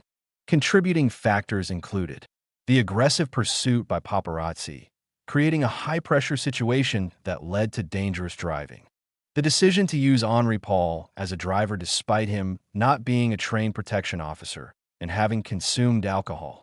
The decision to leave through the back entrance of the Ritz without proper security protocols. The route chosen through Paris, which included the dangerous tunnel. The delays in getting Diana to the hospital, which may have cost her the chance of survival. None of these factors alone caused the crash, but together they created the conditions for disaster. Is it possible Diana was assassinated? Barely.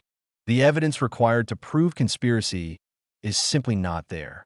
Multiple investigations by different agencies in different countries have found no credible proof of assassination.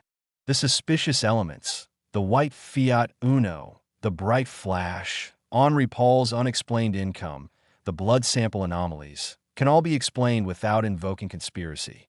Not easily, not perfectly, but reasonably. The strongest argument against assassination is Occam's razor.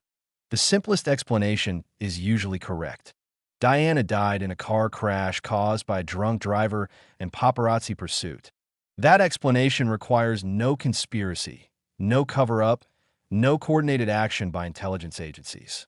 However, and this is important, even if Diana wasn't assassinated, she was in genuine danger. The surveillance was real. The intelligence files were real. The institutional hostility was real. The palace briefings against her were real. Diana had made powerful enemies. If she hadn't died in that Paris tunnel, something else might have happened. Maybe a different accident. Maybe a scandal that destroyed her reputation. Maybe pressure that forced her into exile. Maybe manipulation that neutralized her influence. The establishment saw Diana as a problem. They were working to solve that problem. The car crash solved it for them, but they didn't cause it. This is the uncomfortable truth that neither conspiracy theorists nor official investigators fully acknowledge. Diana was both victim of an accident and someone whose death was convenient for powerful interests. She wasn't murdered, But she wasn't safe either. Her fears were justified even though the specific conspiracy she feared didn't exist. She predicted her death in a car crash. She was right, but probably through a combination of rational worry and terrible coincidence rather than actual foreknowledge of a plot. The note she wrote to Paul Burrell is the most haunting piece of evidence. My husband is planning an accident in my car, brake failure, and serious head injury. Was this prophecy? Paranoia? Lucky guessing? We'll never know for certain. But we know this. Diana understood the danger she was in. She understood that powerful people wanted her neutralized. She understood that accidents could be convenient. She understood that her life was not secure. And she was absolutely right about that, even if the specific details were wrong. The legacy question. What does Diana's death mean 25 years later? For some, it's proof that conspiracies exist, that powerful people kill inconvenient individuals, that official investigations can't be trusted, that the truth is always more complex than authorities admit. For others, it's a cautionary tale about celebrity culture, about how fame destroys, about how the media machine built Diana up and then consumed her, about how we're all complicit in the harassment that killed her. For the royal family, it's a wound that never fully healed. A moment when they were exposed as cold, out of touch, and hostile to the woman the public loved. A crisis that forced them to modernize or risk becoming irrelevant. For William and Harry, it's the defining trauma of their lives. The loss they've spent decades processing. The reason Harry fled Britain. The reason William is so protective of his own family. The ghost that haunts their adult lives. For journalists, it's a reminder that there are consequences to aggressive pursuit of stories. That maybe some boundaries shouldn't be crossed. That the photos aren't worth the cost. Though, judging by current celebrity journalism, that lesson hasn't been learned. For conspiracy theorists, Diana's death became a template. A case study in how official investigations can leave questions unanswered. How suspicious circumstances can accumulate without producing definitive proof. How the gap between official truth and public belief can persist indefinitely. And for the general public, Diana remains frozen at 36. Forever young, forever beautiful, forever the people's princess. Her death transformed her from a complicated human being into a symbol. A martyr for causes she probably wouldn't have chosen. A saint for a secular age. The real Diana has been lost beneath layers of mythology, conspiracy, and sentimentality. She was funny, manipulative, caring, strategic, vulnerable, brave, petty, and generous. She was a bad wife to Charles and a good mother to William and Harry. She was sincere in her humanitarian work, but also savvy about using it for positive publicity. She was a victim of the royal family, but also someone who used her position strategically. She was human, flawed and complex and interesting. But death simplified her, made her perfect, made her tragic, made her a symbol rather than a person. Maybe that's the real tragedy.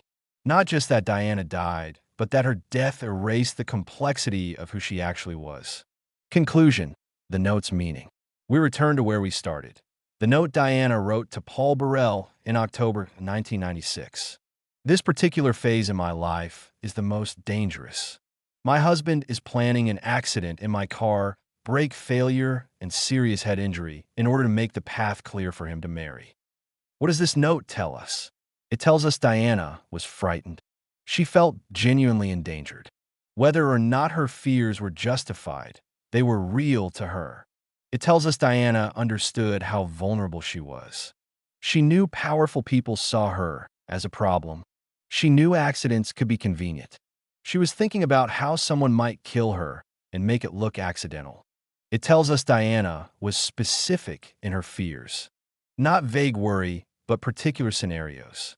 Car crash, brake failure, head injury, tunnel implied in her conversation with Lord Mishcon. And eerily, it tells us Diana predicted almost exactly how she would die a year later. Was the note prophetic? Or did Diana's fears become self-fulfilling? Did she drive more recklessly because she feared car crashes? Did she make dangerous decisions because she felt endangered anyway? We can't know. But we can say this. Diana knew she was in danger.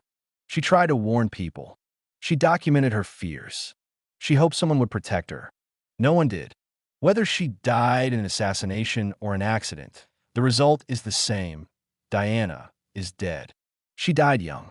She died violently. She died while being chased by photographers and driven by a drunk driver. She died in circumstances that could have been prevented if different decisions had been made that night. She died, leaving behind two sons who had to grow up without their mother. She died before finishing the humanitarian work she had planned. She died before getting the chance to reinvent herself again, to become whatever she might have become in her 40s, 50s, 60s. She died, and the world became a slightly darker place. The note didn't save her. Her warnings didn't protect her. Her fears didn't prevent the danger. Diana wrote that note hoping someone would prevent what she feared. Instead, it became evidence after the fact. Proof that she had known something terrible was coming. But knowing didn't save her. Nothing saved her. On August 31st, 1997, at 12:23 a.m., Diana, Princess of Wales, entered the Pont de l'Alma tunnel in Paris. Minutes later, she was dying. Hours later, she was dead.